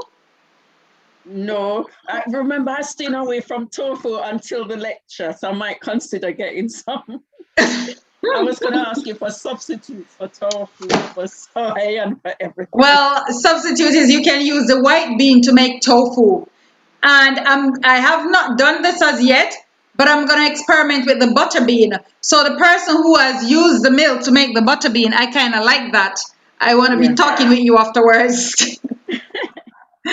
All right, but since you haven't got tofu, what I want you to do is just... I have a white bean, but it wasn't soaking for 12 hours. Yeah, so when it is soaked, you can go ahead and give it a try. Okay. So what I want you to do, though, Lorraine, with your milk that you've just made, I want you to split it. I don't want you to use all of it to do what we're going to do now. Split it, and what you've got left in the blender, I need you to get now... eyeball it and get about 2 parts oil to what you've got there, and you're gonna start blending it, and you're gonna slowly pour the oil through the hole. Right. Yeah, and it should get nice and thick and fluffy. And I'm gonna do the same, right? That's you I'm talking to. Oh, did I say Lorena? It's Lorna.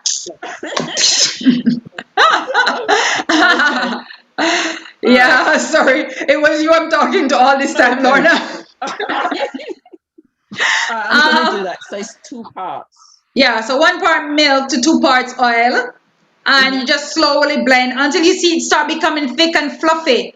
So you're going to get a nice thick cream first, which can be used as like a single cream in your dishes. Right. But yours is slightly sweet, isn't it? Just a little bit. Just a little bit. Yes. All right. So go ahead and do that, because you could still use it in some of your dishes. Yeah. Sister Telma, how you getting on with your boiling? Okay. And anybody else who is at the same stage as Sister Telma? So we have some that is adding water to theirs because it's too thick, and some ready to move on. So the group with Sister Telma, I'm going to start making breakout rooms. So you can go into groups based on where you are at. So yeah, slowly keep stirring, not to prevent the milk from sticking, to prevent it from burning. On the top of the milk, you're going to get a curd that's going to be formed on the top. This curd, it has a name. What is the curd called again? I mean, it's called bean curd or yuba. Yuba. It's also called yuba. Now, I must tell you that this yuba, you can actually purchase this yuba in Asian shops. And you can use this yuba, yes, in your tofu scramble. You could use this yuba in dessert recipes. You can use this yuba in so many dishes. So a homework is 1, find out from your local Asian shops if yuba is sold and in what format. Because you can get yuba fresh, you can get yuba dry, right? And just find out from them at the Asian shop what are some of the recipes they use it in. Ask them about what vegetarian recipes they use it in. The yuba. Huh? What's yuba? So that's the bean curd. All right. When you heat the milk, when you boil that bean milk, you know, when you boil any milk whatsoever, there's like when it cools a little, there is this curd that sets on the top that we normally take off and throw it away. Yes, correct. Creme de la creme. The skim, right? Yeah, we call it skim. Yeah, the creme de la creme. Yeah, it's food. It's food, people. It's food. It's actually, you know, quite a delicacy. It can be used in your scrambled tofu. It can be used in desserts. It can be used in your loaves. It can be used in some really fancy dishes. So Go to your local Asian shop, and if you don't get a chance to go, then you're gonna Google some recipes, vegetarian recipes with yuba or bean curd, and you're gonna present that at the class tomorrow. First thing before anybody else, before the presenters go on, you will present your assignment, your yuba. Recipes with yuba. So that's everybody's homework. All right. How do you spell it? YUBA, or just bean curd. Bean curd. There's a fancy French name for it, creme something something. Creme de la creme? Well, I mean, we call it creme de la creme, but there's some fancy French name that doesn't even look like how it is spelled, but I... Davina, this is my almond milk I did earlier. Okay. This is the oat one, and this is the almond. I will have to label. Yes, and I want you to line up everybody together and take pictures, and you can see the difference. Yes, you can see the difference in color. A little more brown. But yes. What I wanted to ask, how long, or not how long, what should I store after I milk. The almond milk? What can I store that in to bake with? What can I store? A plastic container and put it in the fridge or freezer?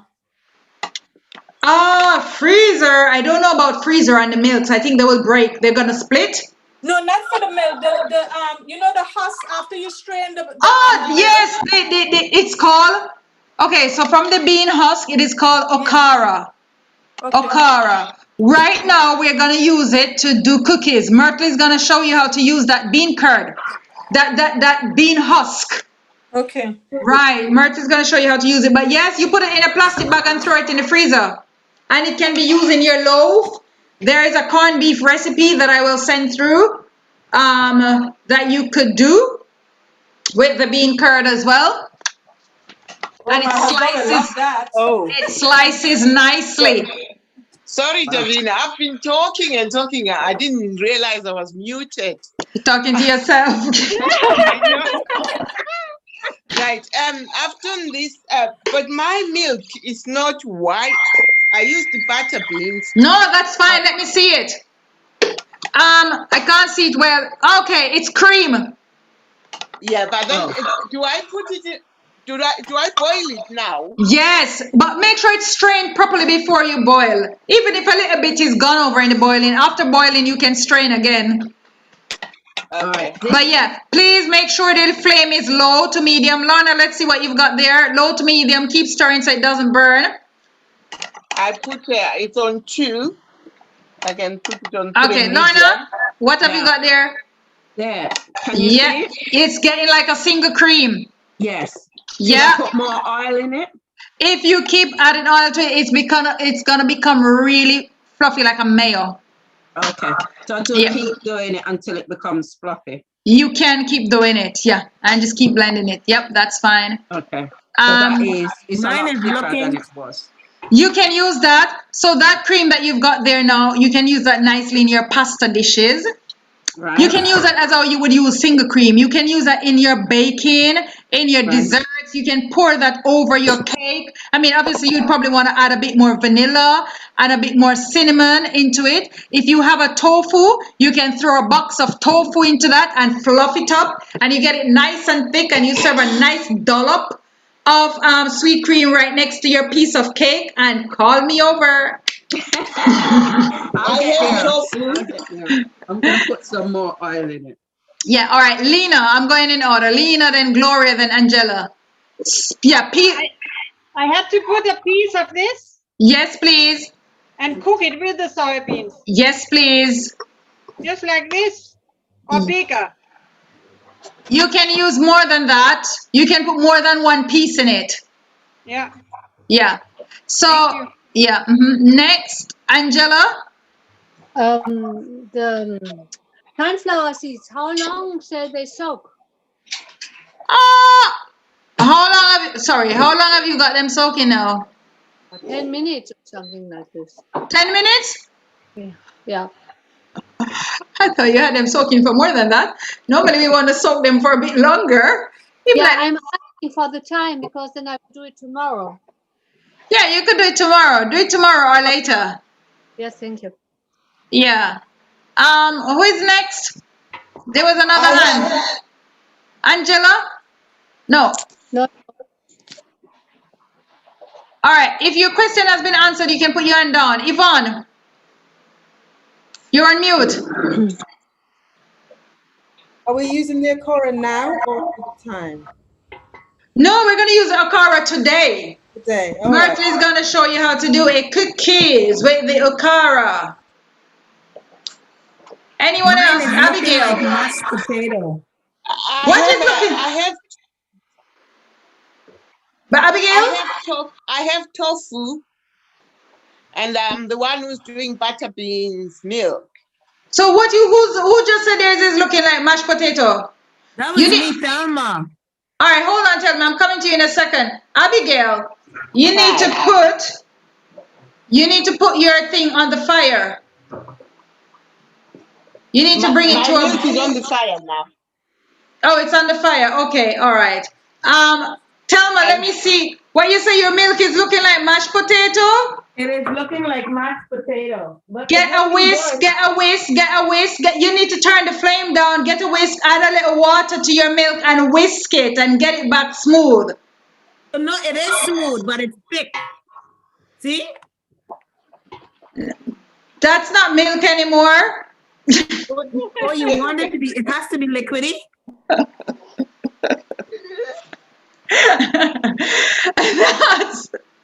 That's like double cream or something.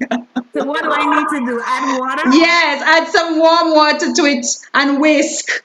Not cold water, add the water from the kettle and whisk and get it back smooth. Or throw it back in the blender. Oh! Yes, and get it back liquid. Anyone else? Don't boil it that long. Turn your flame down. It should be really low. If it's getting too thick, add a little water to it.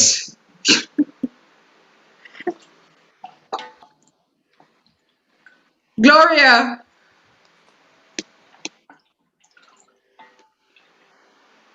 No, I had my hands up earlier. I'm okay. It's boiling. It's not boiling yet, but I keep stirring it so it doesn't and it's on low heat. Yes, so we don't really want it to boil of such. We want to keep it really gentle. Okay. Let's see what we've got there, Lorna. That's looking good, is it?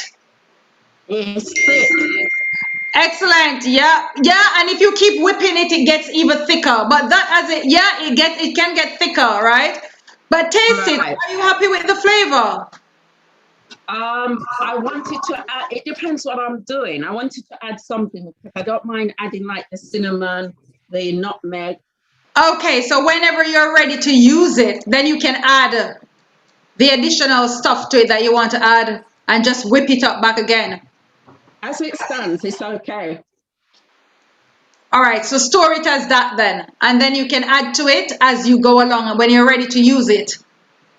Because you may find that you may need to use it for a savory dish, and then you've already put too much sweetener in it. Yes, that is true. Because it can be used in pasta dishes. It can be used on your vegetables. All right, like mayonnaise. Yes, it can be used over them. Yeah. Okay. Brilliant. Thank you. Davina. Yeah. I heard you mentioning adding lemon juice. No, not the juice. A peel of the lemon or orange. To while it's in the pot boiling or after. Yes, you must boil it with it. Okay. It helps to take away the strong bean flavor. Yeah, because it's there. I can smell it. Yeah? Lena? Yeah, tell me, Lena. What do you mean about it's not supposed to really boil?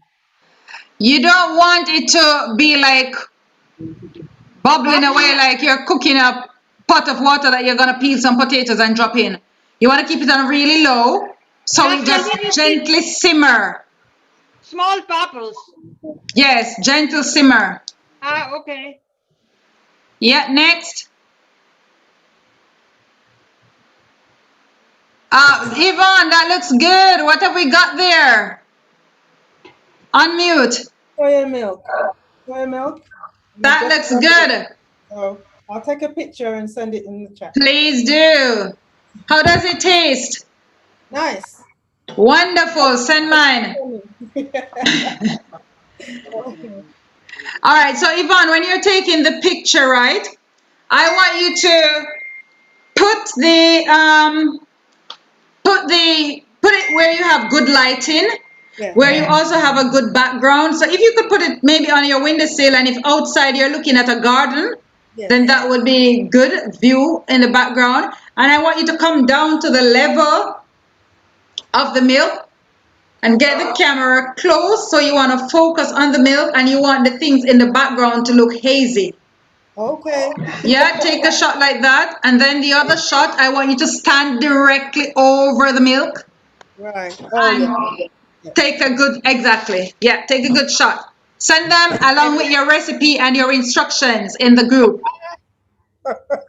Okay. Yeah, and your feedback, what you think about your milk. All right then. Telma. Look, is this too thick? Yeah, Telma, it's too thick. Telma, you should have. What beans did you use? This was the navy beans. Yeah, too thick, too thick. It should look like the soya milk. Add more water to it. I'm not sure why yours is coming so thick. It should just look like Yvonne's milk, because it's the very same recipe for the soya, for the navy milk. Butter bean. Who is doing the butter beans? I want to see how that comes out. It's Abigail. Abigail, how is it going? It's looking good. Let me see it, because I want to I have not used the butter beans as yet, but I want to experiment with the butter beans with tofu and stuff like that. I'm seeing your hand. Go. Wow, it's looking good. It's looking good. Yeah. How much water did you use? I added another cup. I done 2 cups, and then I had to add another cup. Okay, to blend out the rest of the stuff. Okay. All right. It looks good. Thank you. Yeah. Yeah. So when you turn the milk off, let it sit for a couple of minutes and let the curd forms on the top. And then you remove that curd.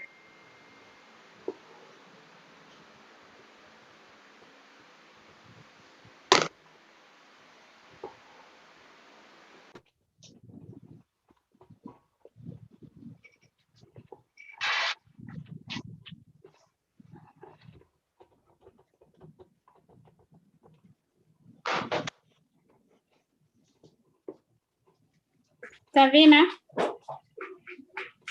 Yeah. I have 2 milks here. This is pumpkin milk. I soaked pumpkin seed. You soak pumpkin seed. Well done. Excellent. I like that. And that's soy milk. Wonderful. And I added vanilla.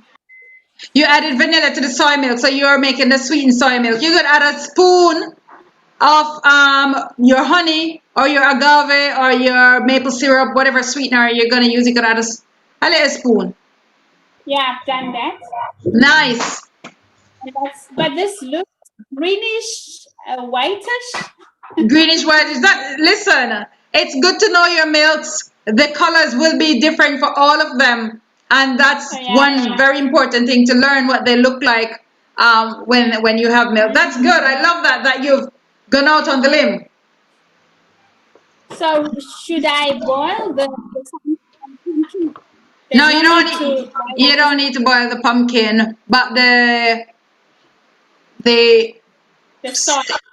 Yes, the soy you need to add to the heat. Yes, low flame. It's done. Oh, wonderful. All right. So if we finish with our milks, we put them aside to cool, and then I will hand over to the next person, and then by then they will cool. We can do. Davina. Yes, Sandra. The pumpkin with the sunflower seed. Could you mix You the pumpkin with the sunflower seed? You can mix the pumpkin with the sunflower seed. Yes. You can do sesame seed milk as well. You can do hemp seed milk as well. Yes. Yeah. The very, very same way like you're doing this one. This seed. So how are we with our milks? We should be removing the curd from our milks now and putting them down to cool a bit so we can move on to the next presenter. And then when we come back to me, then we'll have the milk should be cool by then. You just stick them in the fridge so they can cool. Davina, is someone, with regard to the milk we made, can I like make up a big batch and what, freeze some? And No, you don't want to freeze the milk because it may break when it is defrosted. The quality may come out. The proteins start to separate. Okay, so just make it to last a week. Yeah, just use them up. Okay. Yeah, use them up. You should be having beans, a serving of bean minimum per day. You know, minimum, because really you should be having, what did we just learn in the class? How many servings did Dr. Craig say we should have per day? 1 to 2. Okay, anybody else heard anything else? I think it's 3 cups per week for the legumes, isn't it? So like half a cup a day, no? That we just learned from Dr. Craig? Yeah. Yeah. Did Dr. Craig say half a cup per day? No, Yes. he says 1 to 2 Yes, he servings a said day. 3 cups per week, at least 3 cups per week in the legumes. Yeah, per week. That's what I heard. Yeah, per week. Yeah. Oh, well, we need to be having beans every day. Every day, 1 to 2 serving of beans every day. A serving, yes, is about a half a cup of dry.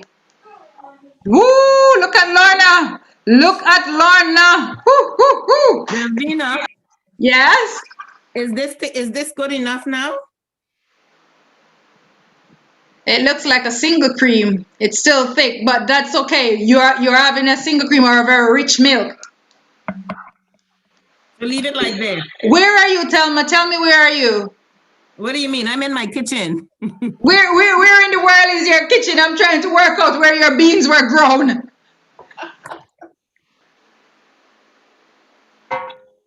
Is it America or? Yeah, it's America. Oh dear. So we're not even sure if it's Sosa beans.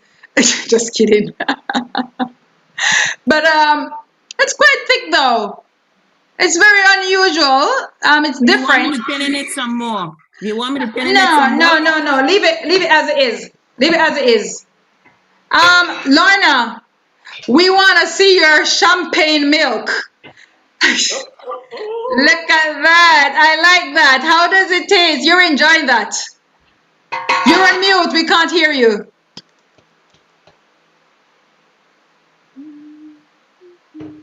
Hello?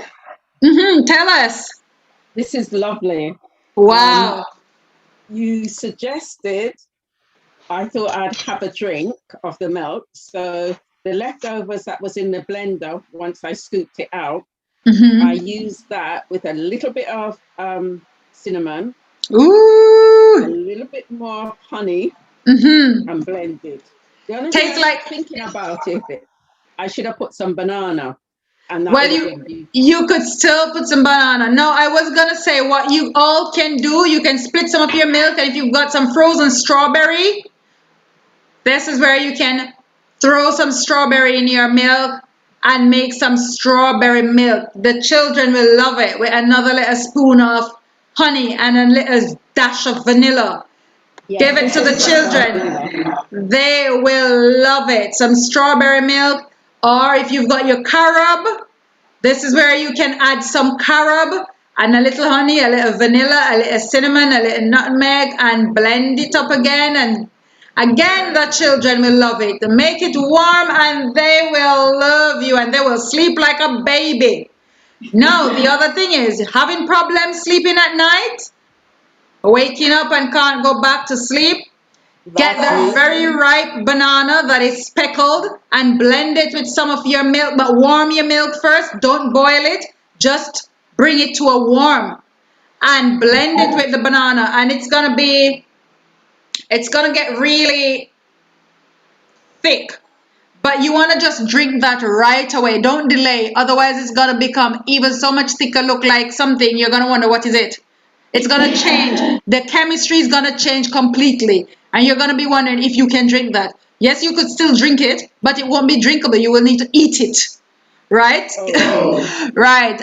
But you could still have it, or you could just blend it over again, and it will come back to normal looking. But yes, the really ripe speckled banana with your warm plant-based milk when you cannot sleep at night will pump some selenium in you right away and will help you to have a good night's sleep. Yes. Yep. So you can do that. Yes, perfect. Perfect. Yes, perfect. You've got everything. So if you test that, what I just say, if you want to warm some of your milk and just test it, if you blend it and then you let it sit there, you know, and get cool, you will see how it turns into a different chemistry altogether. Okay. Yeah. I'm going to quickly test it. Please do. All right. All right. We're fit.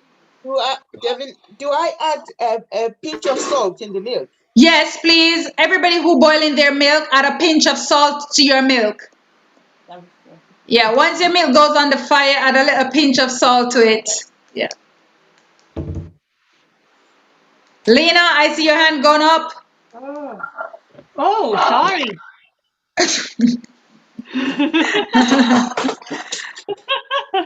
Davina, what's the purpose of soaking the nuts in warm water? Is it warm or hot water? Warm. Well, hot water. Is that so it can shell better like the almonds, or? But you don't soak. You don't shell them. What you talking? What you talking? The sunflower seed? No, the almond milk. I didn't soak mine in hot water. Because it's a shortcut. You're supposed to soak them in cold water 12 to 24 hours. But if you're late, and you miss that, just boil some hot water, throw in it, and in 20 minutes the cashew is ready. Okay. Yeah. All right. Yeah. It's shortcut.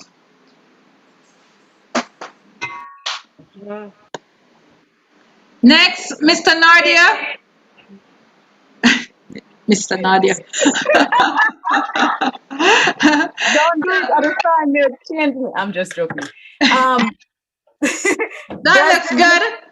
Alrighty. Which milk is it? This is the white bean. Let me see. I want to see, because that's the same one that So I think she's using the broad bean, but this is a white bean. Thelma, are you sure you're using because the broad bean definitely would produce that result. No, my bag, I actually have my bag here. It says navy bean. And you know what the funny thing is, Davina? This thing was so thick. I think I added about 5 cups of water and it's still thick. Really? Yeah, I added about 5 cups of water. Wow. Well, all I can say is that you've got some good beans there. I don't know. It might be GMO beans. We don't know. Listen, I was doing like whenever I buy some vegetables and I cut the base off, I will replant it. And when they grow, it's nothing that I had in the first place. It grows to something completely different. And I'm wondering, what's this? I just eat it anyway. I just spray over it. I just have to spray over it. I bless it and I eat it. I'm like, it's still green. It's gonna be some plant. But it's definitely not what I started out with. So Nadia, you're putting that on the flame on low heat. I'm loving what I'm seeing here, Davina. Really? What you got? It's so creamy and so smooth. Wow. Simmering. Is it the butter bean that you used? Yeah. Wow. I want to try the butter bean because I've never tried the butter bean before. And in Jamaica, we have a lot of butter bean. And I don't have navy bean in Jamaica. And I don't have soya bean in Jamaica. So I'm going to experiment making my tofu, my milks, my creams and stuff with the navy bean, with the butter bean. That's my favorite, butter bean. And I'm going to use the black eye bean as well because I've got that. Cool. Yvonne, hand is up. Sorry again. Can you use white kidney beans or not? You probably can't eat them raw. Just no, but you cook the milk anyway, so it's not raw. You have to cook the milk, yeah. You can. Nadia. Put your hand down, Yvonne, if your question has been answered. Oh, sorry. You need it. Let me put my hand was busy, that's why I didn't lower my hand. Okay. It's there from before. I'm sorry. Who am I talking to? No, oh, Nadia, you're okay. You don't really want anything. That my hands were busy, so I didn't lower my hand. Okay, all right. Lena. On the top now, after it's cooling. You get your skim. The skim, is that what you call the curd? Yes, that's called the yuba. That can be used in your, when you do your scrambled tofu, you can use it in stir fries. So you do like some Asian cuisine. That thing can be used, they use it as meat. A lot of meat replacement sort of. So don't throw it away. I mean, it's one piece.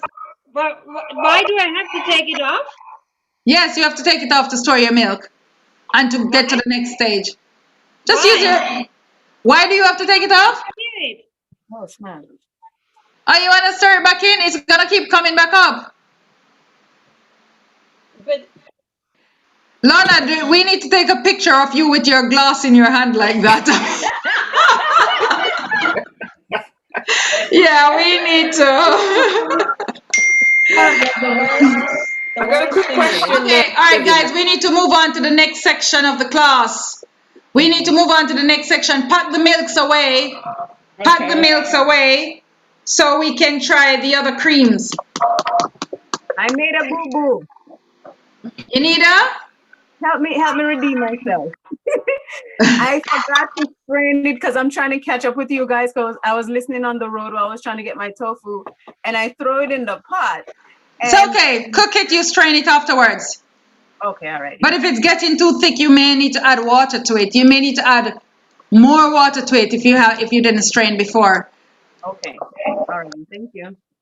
So the Vina, am I letting this thing cool to get the curd on the top? Because if yours cool, it may become potato again. We're afraid to let yours cool, Telma. So what do you want me to do? What do you want me to do? It has to cool to go on to the next stage. We can't make the cream with it when it's piping hot like that anyway. So I would like you all to stick your cream in the fridge, and then we need to now go over to either Boosie or Myrtle, whoever is next. Yeah. Lorna, you've got a lot of little containers there. Put them all in the fridge, let them cool.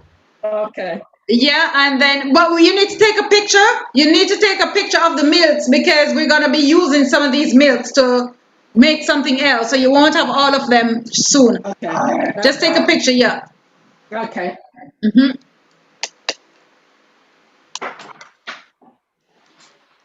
So quickly take a picture, quickly put them in the fridge, everyone. And we're now going to have Boosie. I hand over to Boosie. She will say who is next. Actually, me who is next. Okay, all right. I'm going to do two demonstrations for you. The first one is cashew nut milk and then a cashew nut cream. So for the milk, and we're going to have to move very fast because of our time. So for the milk, you need to have soaked 1 cup of cashew nut.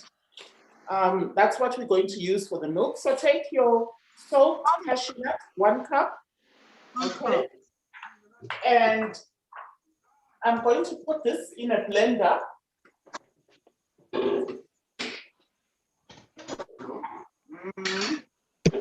And I will add a pinch of salt, just a pinch. And then I'm going to add 3.5 cups of water. So you can add anything between 3 cups and 4 cups. Now, when we did the almond milk, I said you need to add less water. But now we are using cashew and we are adding more water because the cashew nut, when you've blended it and it's sitting in your fridge, it has a way of filling and it becomes thicker. So you want your milk to be more dilute when you make it. So this is 800 milliliters of water that I'm adding to the cashew nut and the pinch of salt, right? And then I'm using a bullet, so I will just... Are you writing down or are you doing? Oh, what she started. Start again, Boosie, all right. Okay, so this, we are now making cashew nut milk, okay?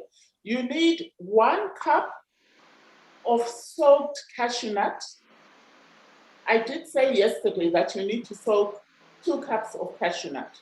But for the milk, I am demonstrating 1 cup cashew nut. And to that, you add a pinch of salt. Remember from the almond nut lesson, we did say that salt is a stabilizer. It will also help preserve your milk. And then you add, I have added 800 milliliters of water, which is just slightly over 3 cups, because we want our milk to be more dilute, such that when we store it, it will thicken, but we will still have a milk and not a cream. So this is all you need to make cashew nut milk. Yeah, it's a different procedure from other nuts because you ain't gonna strain the cashew and it's just gonna keep swelling. Yes. Is it okay if I use Yes, ma'am.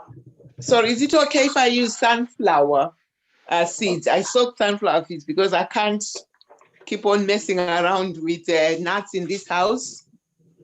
Okay, so I am demonstrating a cashew nut milk, right? Right. You can try with sunflower seed, but the ratios between your seed and your water may need to be slightly different. So I would say to you, start maybe with 2.5 cups of water to the 1 cup of sunflower seed. You know why? Because the sunflower seed is a lighter texture, right? Okay. From cashew.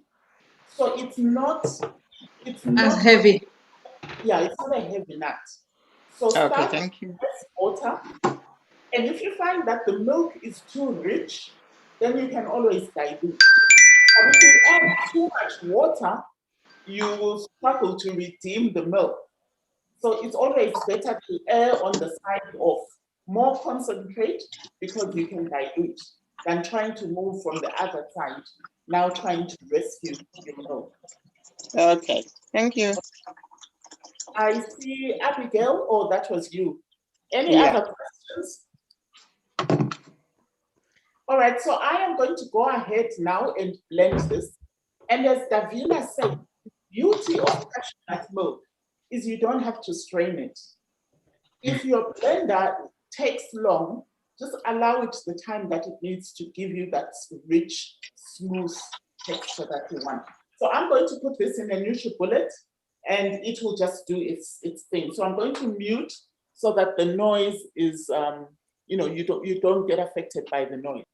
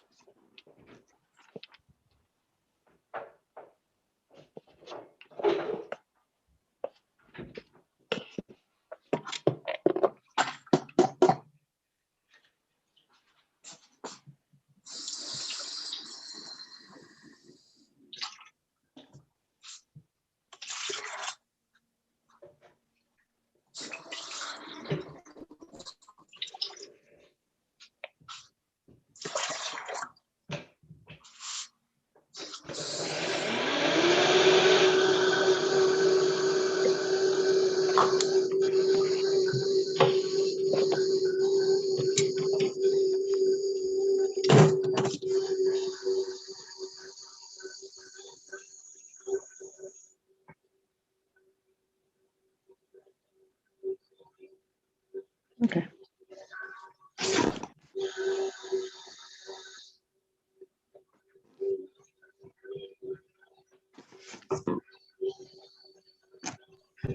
Right. So with the NutriBullet, you actually just let it run on its own.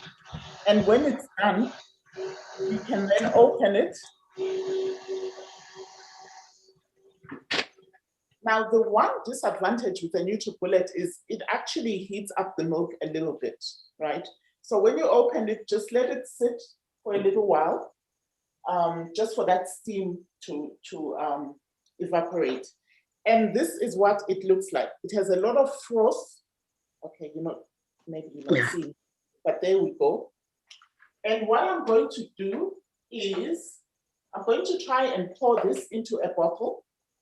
And then I will add vanilla powder and honey to what remains.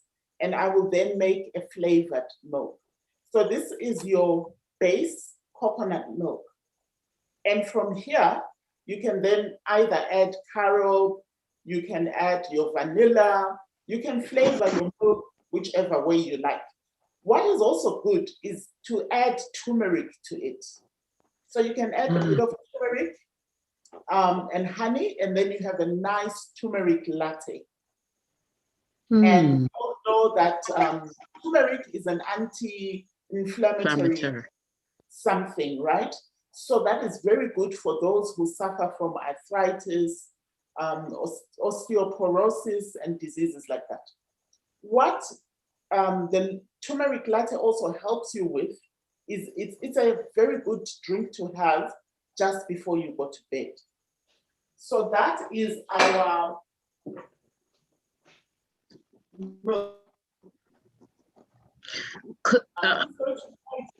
Bussy, could I have done that milk with almonds?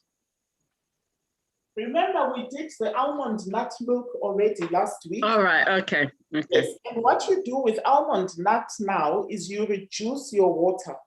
So I normally do my almond nut milk on a ratio of 1:2. 1 cup almonds, 2 cups of water. But that's because I like my milk nice and rich and creamy.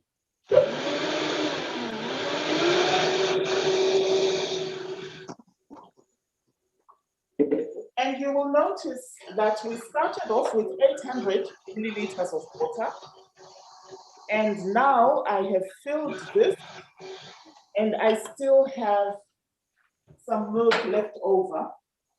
And this is about maybe 400 mils. So I am now going to add to this a 1/4 teaspoon of vanilla bean powder, or actually maybe 1/8 of a teaspoon, because I don't have much milk there. And then I'm going to add 2 teaspoons of honey. And this is raw honey. And then I'm just going to blend it again. I'll just do a single run this time, not a double run, because the milk is already processed. Sis Bussy,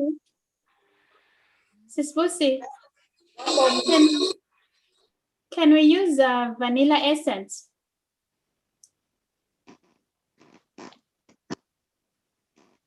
Can we use vanilla essence?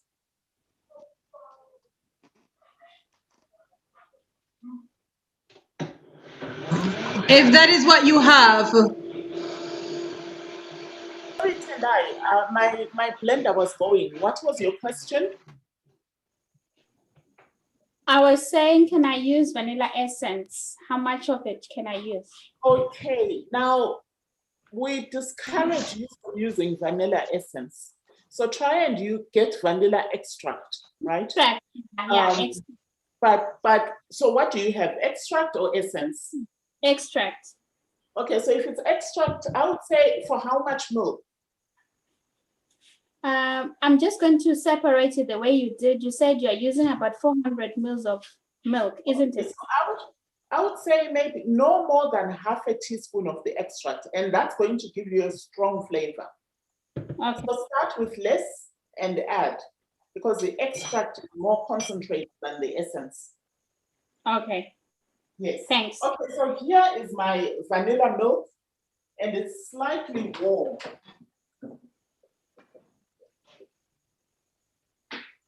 So I am going to pour this into a glass. And you see, it's a fairly rich milk, but it's still more runny than the almond milk that we did the other day. So this is about maybe 300 mils, not 400. It's about 300 mils of milk. I like it. I think the flavors for me are just right. I don't want it too sweet, and I can still taste the subtle vanilla flavor there. So that's our milk. Now, any questions, comments before we move on to the cream? Yes. The turmeric, is it the fresh turmeric or is it the powdered turmeric that you put in the milk? Okay, I normally use turmeric powder because fresh turmeric is not so readily available. But you could grate a bit of the fresh turmeric and add it in there and really make sure that it's blended very, very well. Okay. Thank you. You're welcome.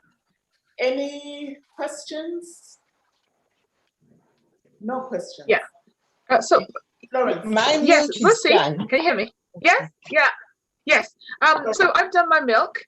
And is this one you want us to blend in the blender with turmeric and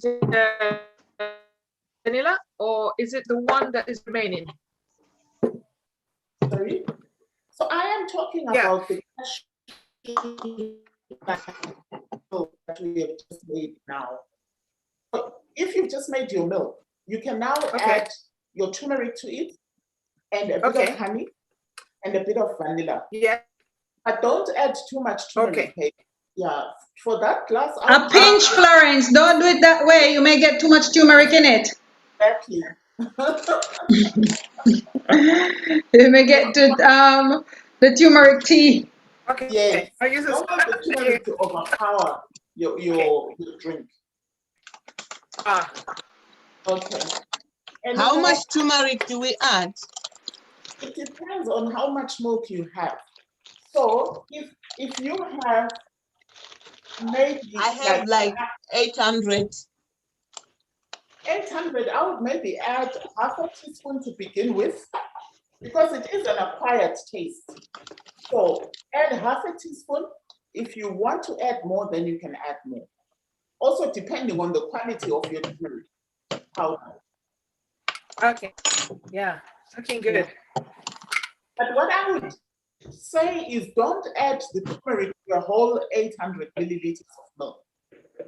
Pour your milk into a glass and add your turmeric then, because you want to make the blend and drink it there and then. You don't want to store it overnight or for 2 days. Okay. Okay. So shall we move on now and make cream? So for the cream, I am going to use half a cup of the nuts.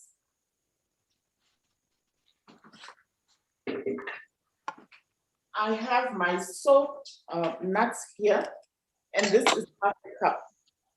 So I'm going to put this in the blender.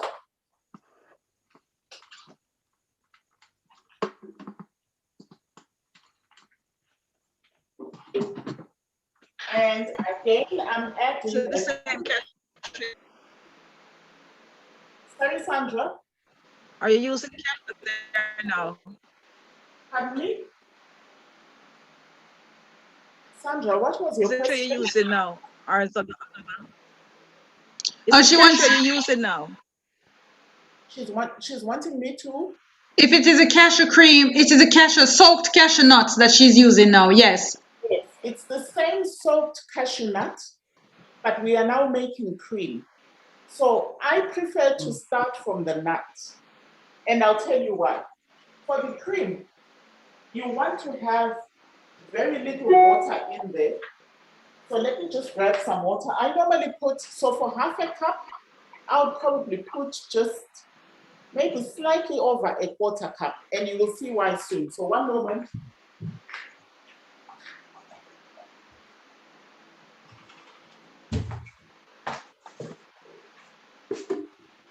So here is my quarter cup of water going in there. I've added the pinch of salt. And then I'm going to add a tablespoon of lemon juice. Okay. And then we're going to blend this. Was that a quarter cup of water? Honey? How much water was that? A quarter cup, just slightly over a quarter cup of water.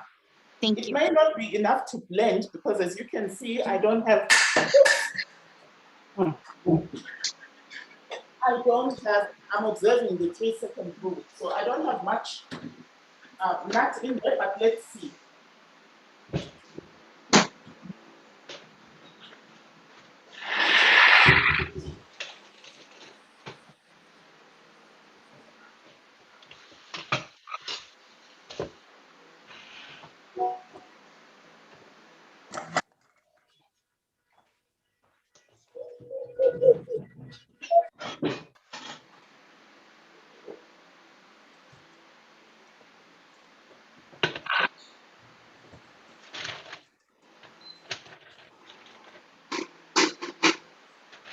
Could you go over the ingredients again, please? Okay, so the ingredients are for the cream. I am using half a cup of soaked cashew nuts, and then just slightly over a quarter cup of water, a pinch of salt, and a tablespoon of lemon juice. And I have just run this once. And what I'm going to do now, and this is where using a NutriBullet works against you, is I am now going to add to this almost like 3/4 cups of olive oil. But you need to add this slowly, very slowly, and run it and allow your cream to thicken. But because I'm using a NutriBullet, I'll have to do a lot of stopping and starting. So just bear with me on that. So let me also explain why I prefer to use less water. For those of you who are anti-oil or who prefer to use less oil, you could add slightly more water to this. Remember, I've only run this once. You could add slightly more water, maybe to get you to a 1-to-1 consistency. I mean, like half a cup of cashew nuts to half a cup of water. And that will give you a consistency that you can use for your cooking. So if you want to make creamed mushroom or creamed chickpeas, if you're making a tagine, for instance, you can use the cream after blended it fully, and then you can use the cream that way. But if you have no aversion to using oil, then you can add olive oil or any other kind of oil. But the heavier the oil, the better it is for the cream. I often find that when you use a heavy oil, a dense oil, like olive oil, it really gives you that nice, creamy cream texture that we people. Velvety. Makes it really velvety. Yes.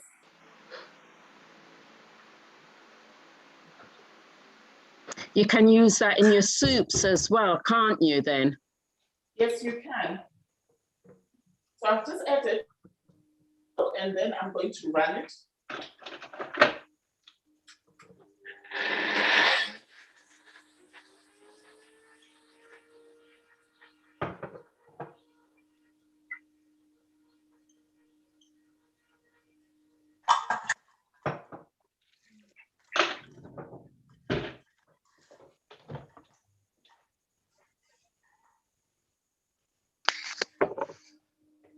So if you are using an ordinary, what do you call these things? It's not a blender. What do you call them? What things? You know these centrifugal things? What do you call them? Is it a blender? Food processor. You can add. I don't use one of them, so I don't even know what the name is. You can add your olive oil slowly and just let it run, continue running, and you add, you know, a couple of drops at a time, and you continue running. But with a bullet, unfortunately, I don't know how to do that. So. Yeah, you can't do that with a bullet, can you? Can you use a blender? Yes. You could, okay. Okay, so you keep doing this until you get the consistency that you're looking for.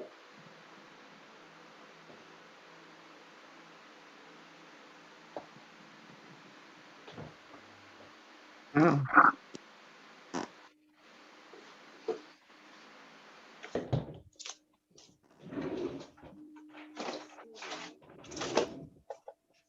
Nice.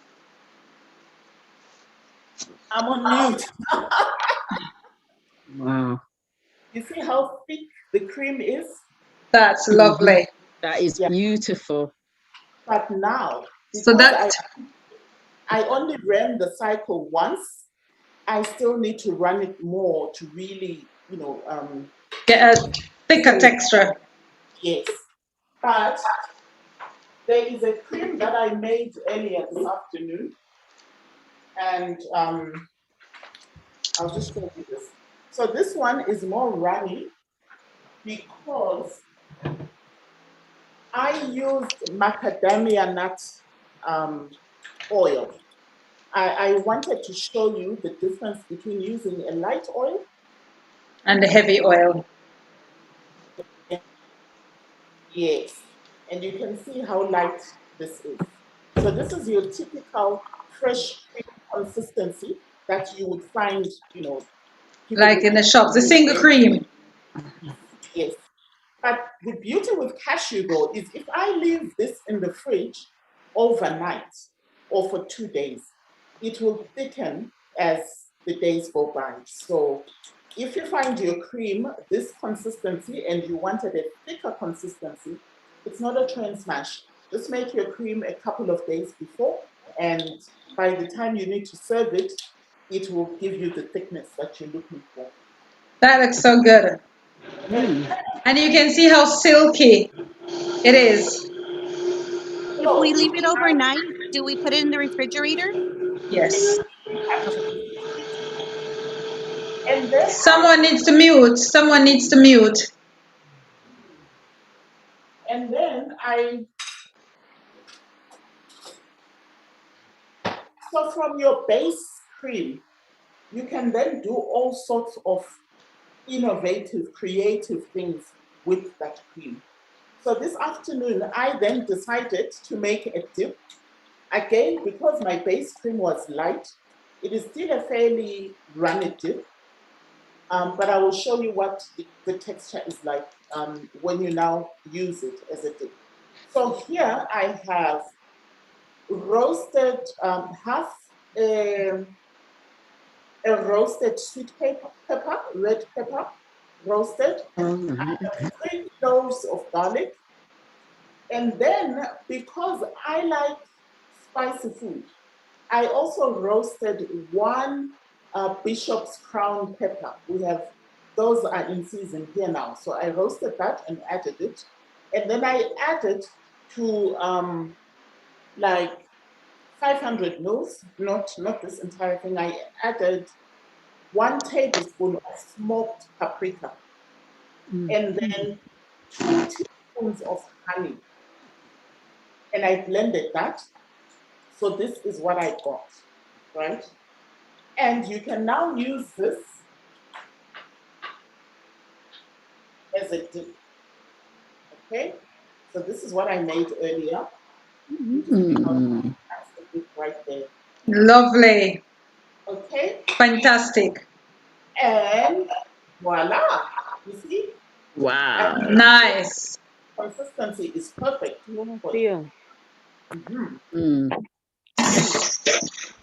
And you know, Boosie's cream that she has there, the cashew cream that she has made, you can also add the juice from one lemon to that. Or if you haven't got lemon, like for example, today I went out to try and get lemon and I didn't get any lemon or any lime. Obviously, I had to come back because I had a class.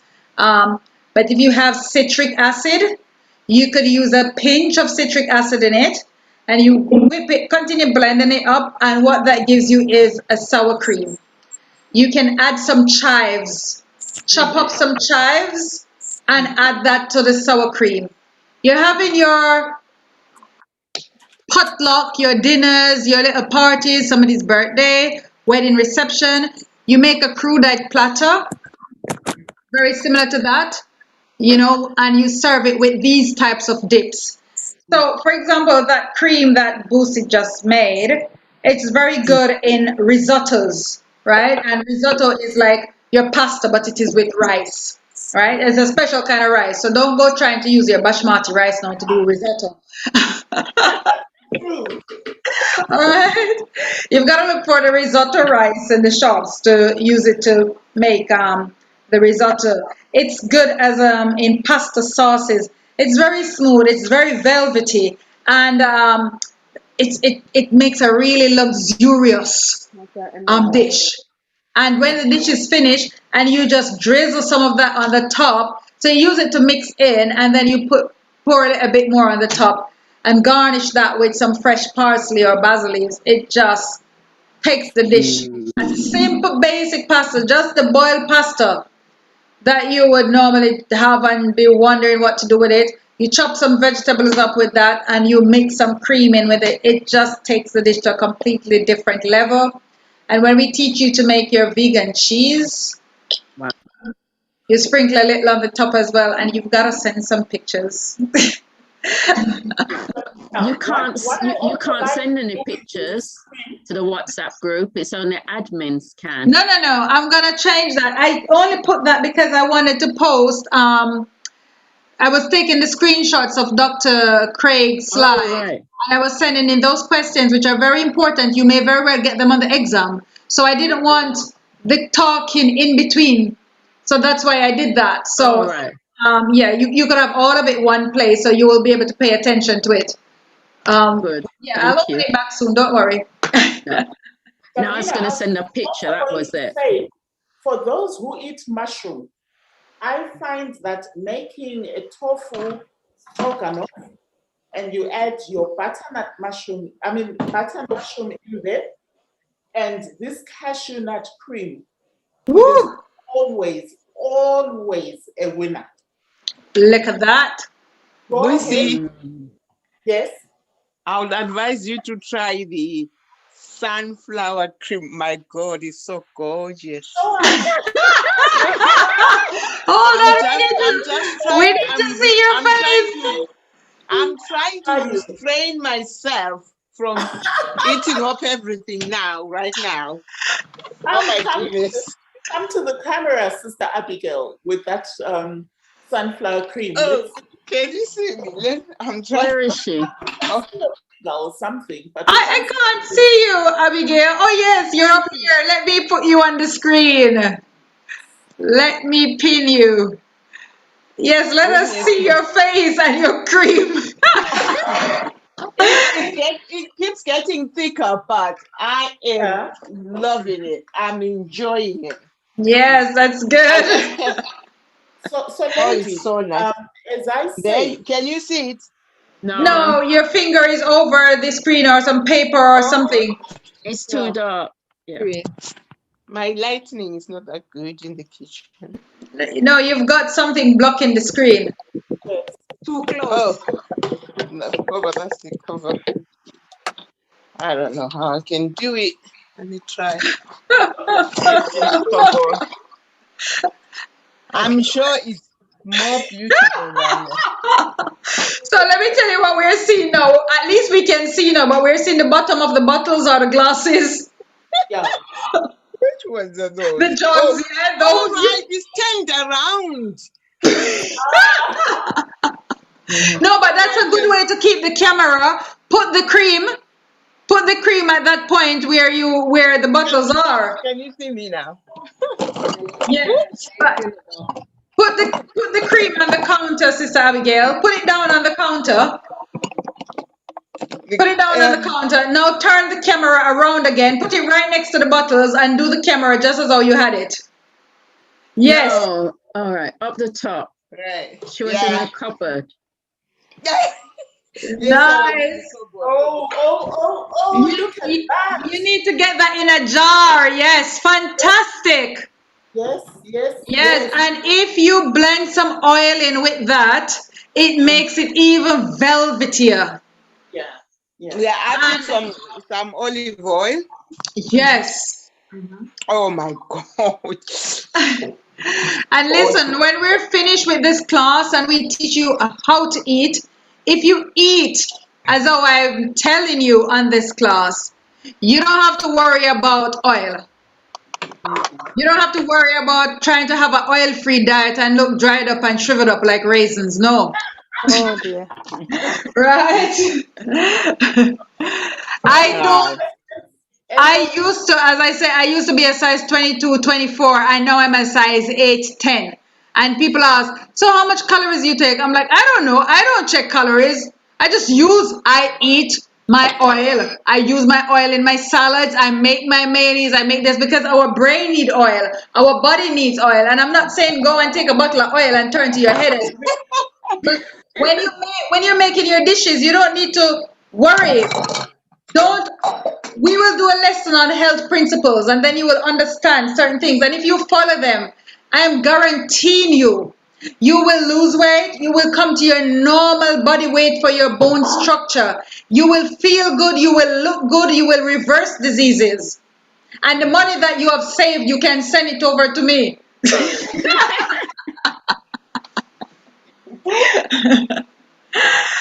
All right, lovely. Well done, Bussy. Those are excellent.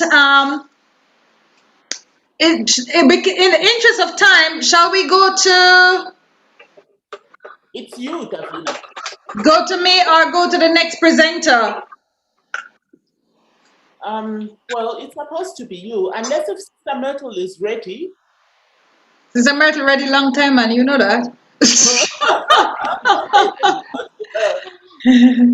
No, Sister Myrtle is ready. Let Sister Myrtle go ahead. I will show afterwards, and I will also voice note for those who are not here. By the way, when we post our recipes in lecturers, please put a voice note for those who have missed the class. They may not have the time to go through the whole video, even though they should, because there's crucial information that always happens in between. But a quick voice note along with the recipe with a few tips can be really helpful. Okay, Myrtle, we are here now in Myrtle's kitchen. Look, she's ready. So what we're going to do right now is a simple onion cream. I sent a note in the voice, in the chat for you to steam 3 onions for 10 minutes. I'm not sure how many of you got the note and how many of you did. But for this recipe, we steam the 3 onions for 10 minutes. That's going to go in the blender. I can't see you, Myrtle. I can't find her. I'm here, my hands in the air. Okay, I'm looking, I'm scrolling. Ah, I'll find you. Okay. We're gonna put the three onions, we score them in half, we steam them for 10 minutes, and now I'm gonna put them in the Vitamix along with a 1/4 teaspoon of salt. My salt is Celtic salt. Some lemon juice. Okay, one lemon juice. I'm gonna do half a lemon for now and then check.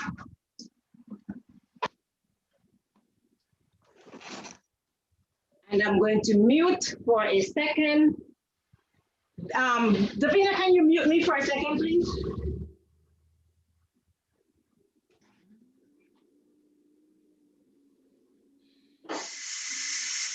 It's okay, we don't have to mute you. Okay, because I don't know if the noise was too much.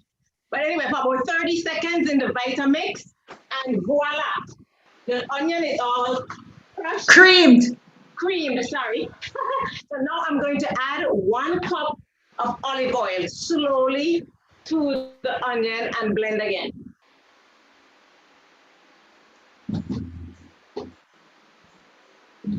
How much lemon juice did she have? She squeezed 1 lemon and she used half of the juice so far, and she will taste and add more if needed. So we have olive oil here. And now she uses olive oil, how much? I think she's blending. Oh, so she's adding a cup of olive oil slowly.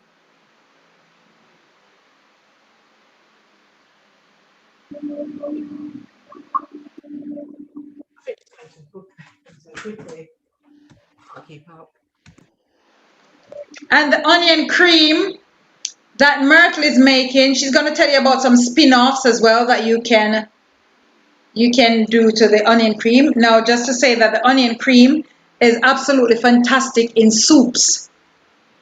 So you can use the onion cream in your soups. You can use it in your gravies. It can also be used as a dip. And you're having your events. You make some onion cream, the basic onion cream. Then you make a spin-off from the onion cream. You can make some of the sour cream. You can make cashew cream. You can make a spin-off of the cashew cream. There is just so much that you can do.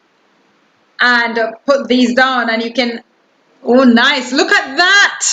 Can you see? Gorgeous. Use a spoon. Are you seeing that, everyone? It's gorgeous. It looks velvety and silky and nice. I'm just seeing your head. Is it? Let me pin Myrtle to the screen. I can't see her. All right, Myrtle, you're now pinned to the screen. Gorgeous. Nice cream. Okay, yeah. Lemon, the half a lemon is a little mild. So I think I would add the rest of it in. Mm-hmm. It's 1 lemon juice, 1/8 of a teaspoon of salt, the 3 lemons, there's 3 onions steamed for 10 minutes. You cut them in half and steam them for 10 minutes and then blend it by adding 1 cup of olive oil slowly to the mix. Now, as Davina was explaining, you can add cashews to this. I have a cup of cashews that I soaked earlier that you can add to this to make cashew cream. As most of you know, I'm just learning to love onions, so some cashews are gonna go in. So I can use it later for a dish, okay? Did you say you didn't add water? It was just the oil? And the lemon juice. And right. So I'm adding the rest of the lemon juice and I'm gonna blend it again.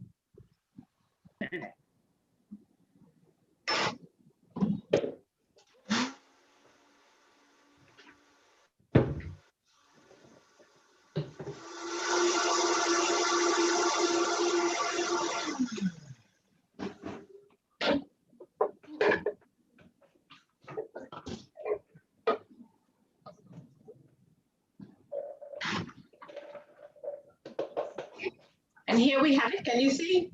It's a little bit more runny than it was before. But I'm gonna go ahead and taste. And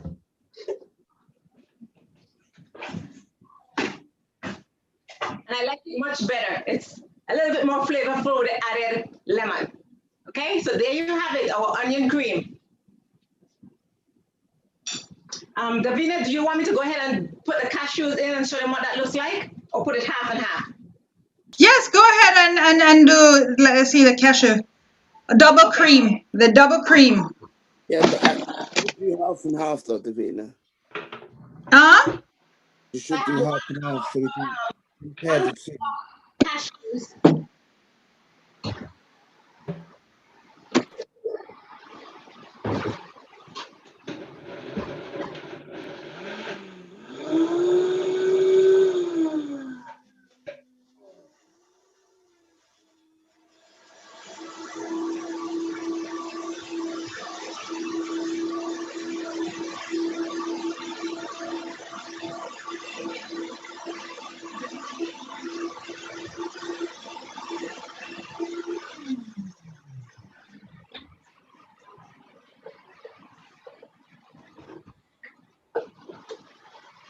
Okay, can you guys see that?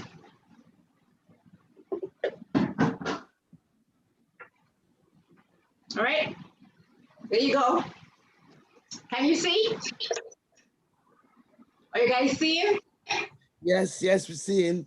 Okay, Yep. see how it's much? Use a spoon? It's on the spatula. Ah, nice. Okay.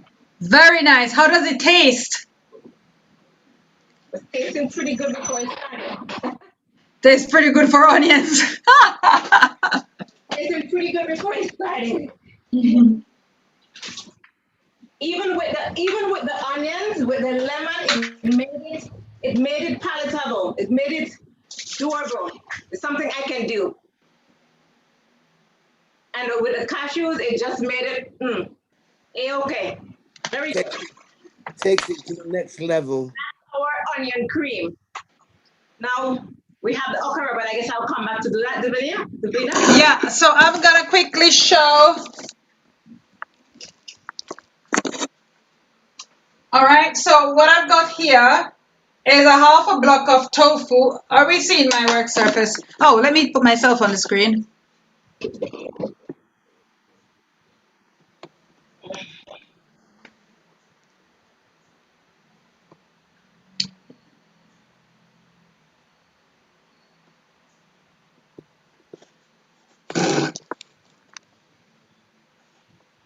Okay, all right. So what I've got here, I'm gonna make a basic low-fat cream for you, right? And what I've got here is a half a block of tofu. And I'm just gonna add that to my blender.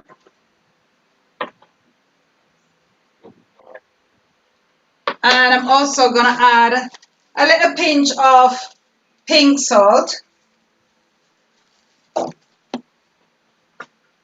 And I'm gonna add, so this is low fat or no fat. I'm gonna add about a cup of water.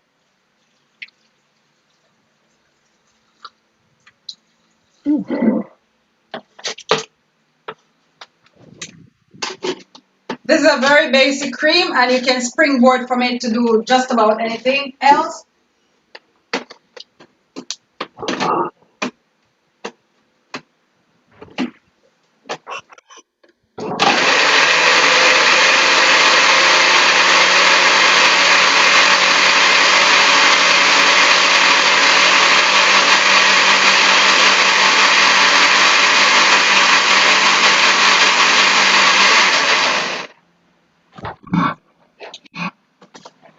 All right.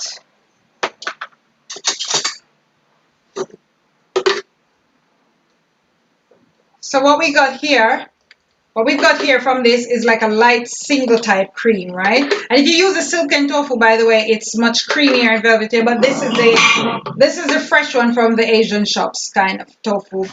We got here a light single type cream. Now to thicken this, if you want a thicker cream, you can add more tofu, right? Or less water, either way.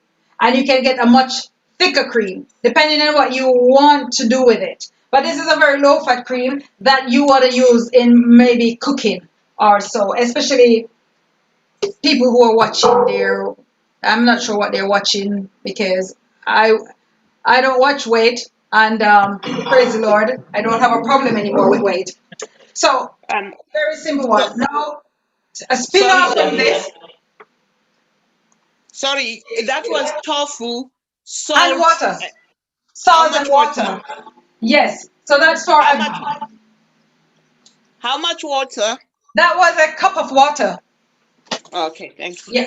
So another spin-off, making this a little bit thicker. Right. Putting the same mixture back. One, you can add some cashew nuts to this tofu here to make it thicker. Or alternatively, you can also blend.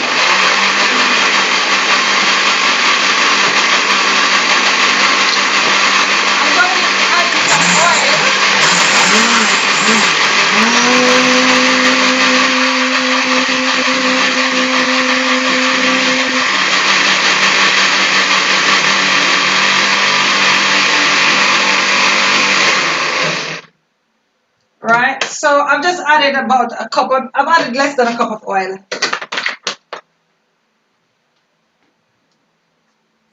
See this? It's, are you seeing the lighting bad? No, we can see, it's fine. Okay. So this is even thicker and it's velvetier and it is smoother. And obviously when oil is in it, but if you keep whipping this, like if you keep whipping this and whipping it for longer, it will become thicker. All right? It will become a thicker cream. This is very good, a cream for your pastas, your sauces, your soups as well. Desserts. You can use this sort of cream in things like your baking as well, right? Very simple and easy single cream. This that we have here. Now, as I say, if you want to make this really thicker, you can add more tofu to it.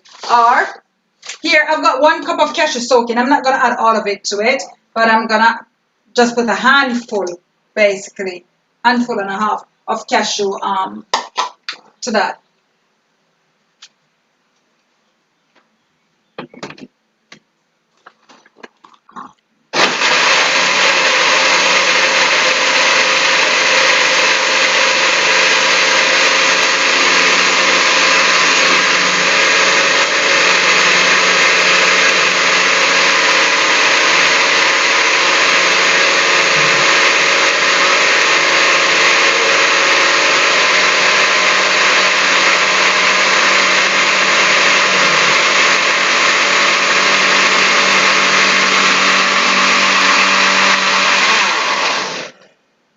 Let's see if this is a consistency that I'm looking for.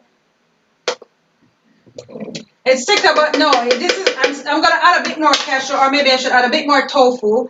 There is a consistency that I want you to see, that I want to get to, that you can use perfect for your dips, for your parties, for your events, and you can do a lot of spin-off from this by adding mixed herbs, your garlic, your onion or peppers or smoked paprika, a lot of things you can add to it and make it into all sort of cream. You can add your cayenne to it as well. So I'm not going to add the whole tofu, but I'm adding about half of the other half of block that I had left there.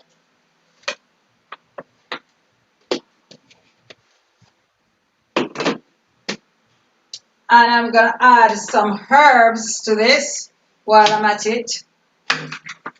So my favorite herb to use is either Italian herb or mixed herb. For me, that does it. Doesn't normally need anything else.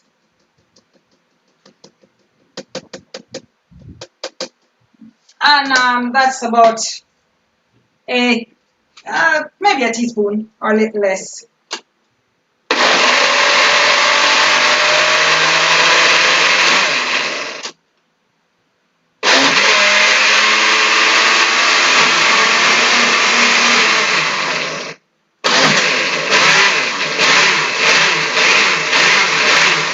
How thick it has gotten that now my poor blender is struggling. I need Myrtle's blender now to finish this.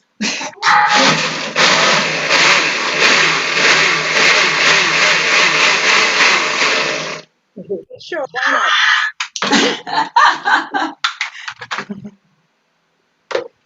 But look at this now. Nice. Yeah, so you have this, and as I said, once this is left to settle a bit, it's going to become thicker because of the cashew that is in it. And let me show you one like what I've got in my fridge.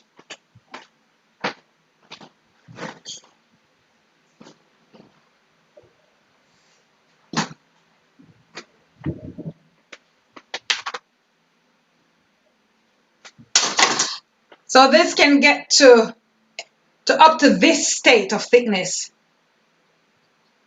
Oh, wow. That's quite thick. That's quite thick. But when you're ready to use it, you can always whip this up again. In your blender, you can stir it up, you can add. But something like this, you can use as a dip. A nice dollop of this to serve with your raw vegetables at a party. You can use this in sandwiches. You can use this in stuff where you would use like a vegan mayo. What you can also do to this cream, You can split this up. Let's say you're doing this. You can split this up. You can add, as I said, some citric acid to some of this and make it into like a sour cream. And when you put it in the fridge, you can sometimes find that if you add enough oil to it, if you were doing this and you added enough oil to it and the citric acid, after a while, it becomes like a clotted type cream. Especially if you use a bit of coconut oil in it as well. And by the way, if you use some coconut oil in it, it really ups the flavor, up the game, right? You can use this, you can put them in sandwiches. So you're making something like what I call a dish I call tuna, C-H-U-N-A, and mayo, which is like a mock tuna and mayo. I use a chickpeas, so normally the chickpeas is cooked. You crush the chickpeas, you add some of your egg salt to it, and you add some sweet corn, you add some mixed herb, and if you want, you can even add, chop up some seaweed really fine, and add like the roasted nori seaweed, and add that to it, and your dip like this, you use to mix it in. This very same thing can also be turned into a mayo. You add more oil to it, and I can continue demonstrating that to you so you can see, even though it's not moving much more in my blender.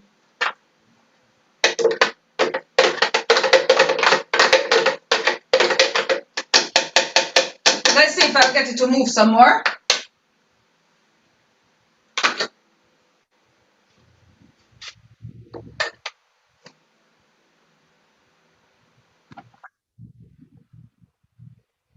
So I've added less than a quarter cup there.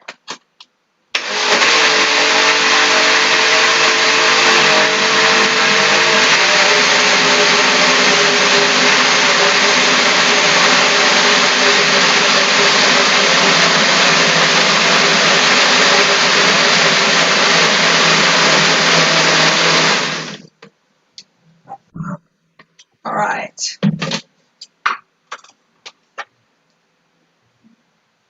It gets even thicker and thicker. The more oil you add, the more you whip it, more it emulsifies, right? And it becomes thicker and thicker. So if you've got a really good high-speed blender, it gives you you get a better job than what mine is giving me, right? Because mine sound like it may, if I keep going, it may just crash on me. I may not get any more use out of it. Right, so the more oil you add and the more you whip it, the more it becomes like a really nice, thick mayonnaise. And I mean, I can send you some pictures of some that I have done. And this at the moment doesn't have much flavor. But as I said, some egg salt. Do you all know the egg salt? Yes. No. No? So it's called black Himalayan salt. Or if you just Google egg salt, eBay egg salt, and buy some egg salt. It's very rich in sulfur. And if you don't like egg, don't buy that salt. But if you don't mind egg, you can buy that salt. So it really gives the dishes a different flavor. It gives it a really eggy flavor. So anything that you would have had a dish that had eggs in it, you can use that salt. And to this mixture, you can add, as I was saying, some lime or some lemon, but I have not got any, so I will add a little bit of citric acid to mine. But I have in my fridge with citric acid, so I really don't need any more, so I'm not gonna demonstrate that. I actually want to use that mixture there, which I'm gonna use to make a meatloaf. I'm gonna use it to make something, and I'm gonna send it in the group to you. I'm gonna add the rest of the tofu. I'm gonna add the rest of the cashew nuts that I've got there, and I'm gonna wait for my okara. When I have my okara from my beans, I will add the okara to the mixture, and then I'm gonna add some agar and some psyllium husk, and then I will bake that. I will make that into a bologna, and I'll bake it, and I will send it to I'll send it to you with the recipe because I will season it up as well with some Cajun spice. You can add some yeast flakes to it. I won't be adding any yeast flakes to mine, but I will season it up and I'll send it to you. It's gonna look very similar to. It's not gonna have the color of the tofu because I'm gonna change the color so it has a color of meat. But oops! But it's gonna have very similar texture. Very similar texture to the texture of the tofu that you can use as sliced meat for your parties. So if you make something like a bologna and you make quite a few slices, make them really thin for your parties, then you lay them on a tray. You use them to roll them and then lay them on a tray with a nice dip in the middle. That's another finger food idea there that you're getting, you know, ahead of the finger food course.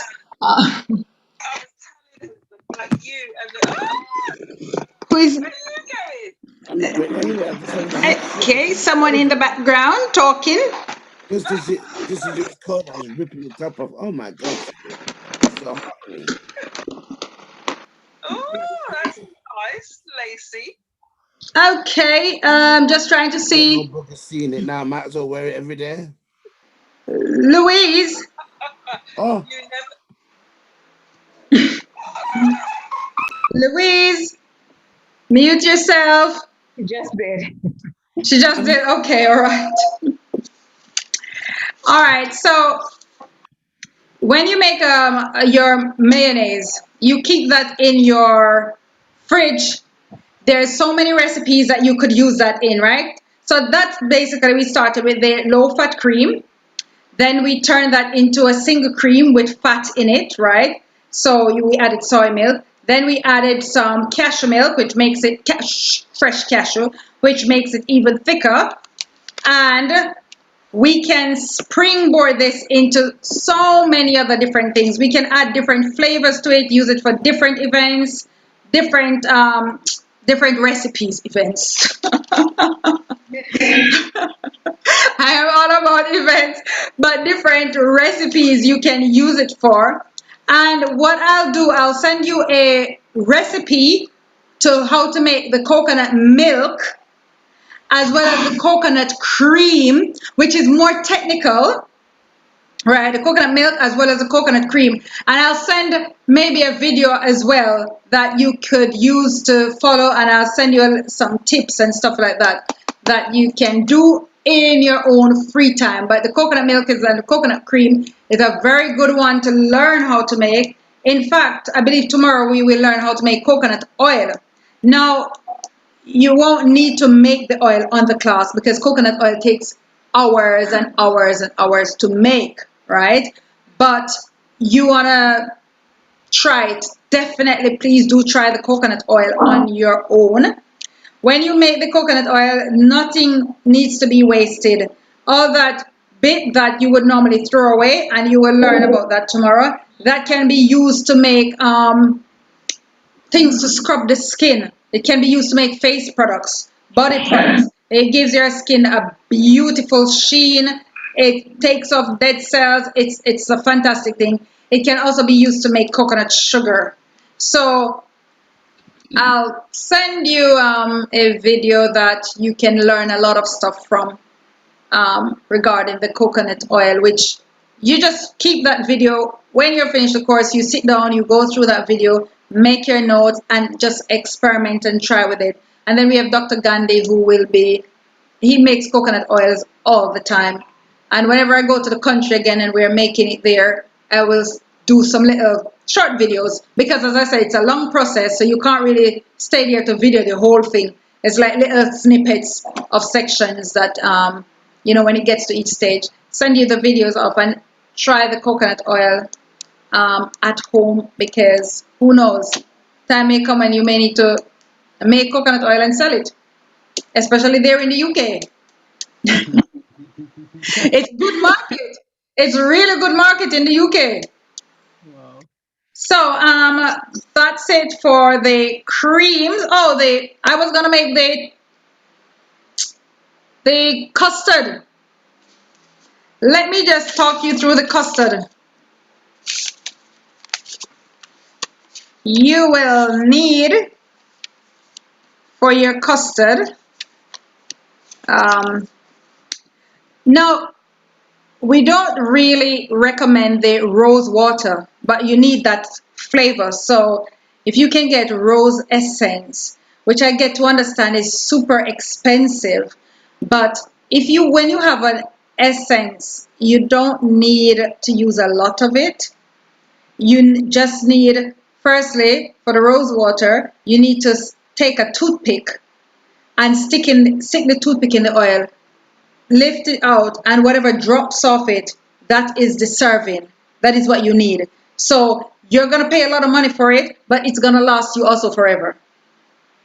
Because just one little drop of it, or if you have the rose tea bags, you can steep the tea bag and you can use the liquid to give you that flavor for this recipe. So you can write this down, or if one of my colleagues can just type this out in the chat while I'm talking, or maybe I should just voice note it to make my life easier. At the same time, cooking. I'll just voice note it in the group.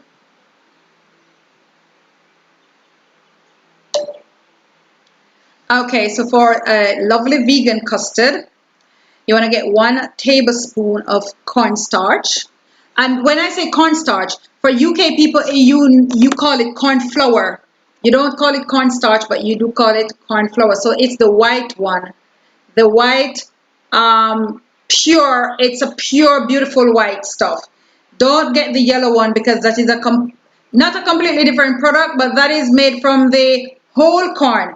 And then the corn starch, or the corn flour, the white part I'm talking, is made from the endosperm of the corn. And that is basically the starch of the corn. And that is what we are looking for this recipe. So please, because I've had situations where it's been confused in classes before, because in some countries it is called corn flour, in other countries the very same thing is called cornstarch, and then both names are used interchangeably depending on where you are. So in the UK you're going to be looking for corn flour. I believe in the US, and maybe Myrtle can correct me, I believe in the US you're looking for cornstarch, Myrtle? That's correct, cornstarch. Right, and in Jamaica as well, you're looking for cornstarch. But in the UK, you're looking for corn flour, right? So 1 tablespoon of corn flour, right, the white stuff, about 150 mils of milk, whichever plant-based milk you want to use, and I believe the cashew one is the nicest one for the custard. But you can use any one that you want to use. Please feel free to use any plant-based milk. A pinch of turmeric, and I use the powdered turmeric because it is so convenient and it's quite easy and it's okay. Right? And you don't want a lot of the turmeric, because when you heat turmeric, it intensifies. The color will intensify. So when you add it, when it's, the product together, mix everything together before it starts to heat, it may look like there's no turmeric in it. Please do not add any more, because once you start heating it, the color will intensify, and you don't want something that looks like your food coloring when you're finished, right? So mix all of those ingredients well together. And then in a saucepan, get a saucepan and add some milk. Add a little bit of milk to the saucepan and bring it to warm, right? Bring it to a gentle boil. And you can add a tablespoon of agave, or if you want to use honey, even though we don't normally advise that you add honey to heat, because it actually kills some of the properties of the honey and the nutritional content. But if you're using a honey, just to let you know that for this recipe I would use agave or maple syrup instead of honey. But if you only have honey, go ahead and use it, right? So you add a little bit of honey, bring it to a gentle boil, and then you add the mixture that you had before, the milk with the cornstarch mixed in it. You then add that mixture now to what is on the fire, and you give it keep stirring it. Don't over stir it, right? few properties about cornstarch. If you overstir it, it breaks. The buns break, and you don't get the what you're looking for. So the cornstarch thickens. It's a thickener. It's gonna thicken your sauces in a situation like this. That is what is gonna give your custard a nice, make it into a nice thick custard. But if you keep over stirring it, it will break. That bun will break, and it will start getting, you will see the thickness stop happening, and it will actually start getting thin. If something like that happens, mix out some more cornstarch, but in cold, you can use a little more cold milk to mix it out. And never put cornstarch to hot liquid. Otherwise, immediately it forms clumps, and you will never be able to get them out. You have to take it off the fire, and you would have to put it in the blender to get those clumps out. That's how it is. And possibilities are you may even need to strain it after that to get them out. Right, so once you add it to the warm milk, slowly start in. You want to keep it on a low flame now because you don't want it to burn, and you have to stir it because you don't want it to also form lumps. And basically, when it gets thick enough, you can remove it. You can remove it. If you need to add, you don't need to add anything more to it, but just allow the mixture to just boil a little bit, not too much, but just a little bit. And there you go. You have it sweetened already. You have the color in it. You will notice that the color will now start coming to play. The turmeric, you will now see the color start coming to life, and it will start making sense to you. It will start looking more and more like custard. Taste it before you take it off the fire if you need to add any more sweetener to it, but 1 tablespoon or so really should be enough. But when you have children, and you know sometimes they have a sweet tooth, and then when you make your oatmeal cookies or your oatmeal pudding, you serve your custard with it. Or your pies, you serve your custard with it. So there you go. Nice, simple, easy vegan custard. And I think we're like more than half an hour over the time. So I will now hand over to Boosie. Hey, ladies and gentlemen. Oh, let me put my video on. Oh, yeah. Okay, so thank you very much, everyone. Sister Myrtle, can you allow us to end the lesson here today? And then we need to see how we can create time. Is that okay? You're on mute, Myrtle. You're on mute. Sister Myrtle, let me unmute you. Yes? Yes, unless you want me to go ahead and place it in the room. In the group, you mean? In the group. Would you be able to? I could keep the video on and video you while you're doing it, if the students want to go, and we can. I could stop the lesson and then redo another video on Zoom to video you doing it, and then we can post a video. Okay. Yeah. That's a plan. I think that works. That sounds like a plan. We don't want to keep you too late. It's already 9:30 p.m. for Boosie, who has been up from early this morning. So we need to exercise temperance, and it's now 7:35 for you all there in the UK. It's time that you tidy up your kitchens. I know what that's supposed to look like right now. Just bear with us. We're really trying to empty what we have. Yes. And share as much as we can. And in that process, we are then running into problems regarding time. So please just bear with us. It comes from a good place.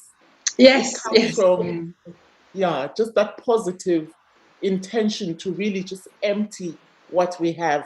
Because you ladies are just so eager to learn, and you're soaking it all up. So, yeah.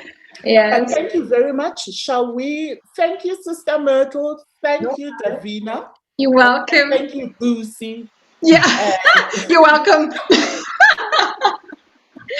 And thank you again to Dr. Craig. Shall we bow our heads as we pray? Our most gracious and loving Heavenly Father who is in heaven, we want to thank you for this lesson that we have enjoyed today. We thank you, Lord, for the new revelations that we've received about legumes and their importance, but most importantly, how effective they are in arresting and reversing some of these lifestyle diseases that we see so many people suffering from. Father God, we pray that as we are going to separate now, be with each and every one of us. Continue to minister to us, Lord, and continue to reveal your secrets to us about how we need to live life and how we need to eat. I also pray for our families, Lord, that help them to be receptive to these new ideas that will come through, especially those who have teenage children. Give them the wisdom, Lord, to know how to introduce these sumptuous vegan meals in a manner that will convert their families to this way of eating. Father God, I pray that you will be with Davina in a very special way. I pray for all the other presenters that are yet to present. We thank you for Sister Myrtle and her willingness to serve in your vineyard in this manner. Amen. And many other ladies who have presented before and are yet to present. Bless each and every one of them, Lord. But finally, how we pray that we may be saved into your kingdom when you come. Through Jesus Christ, our Redeemer and our King, we have prayed. Amen. Amen. Amen. Good night. Amen. And before you go, I don't want you to drink off all your milks because we will need to make butter and we will need to be able to curdle some of the homemade milk to make the butter. So don't drink all of it, please. Leave at least minimum 1 cup.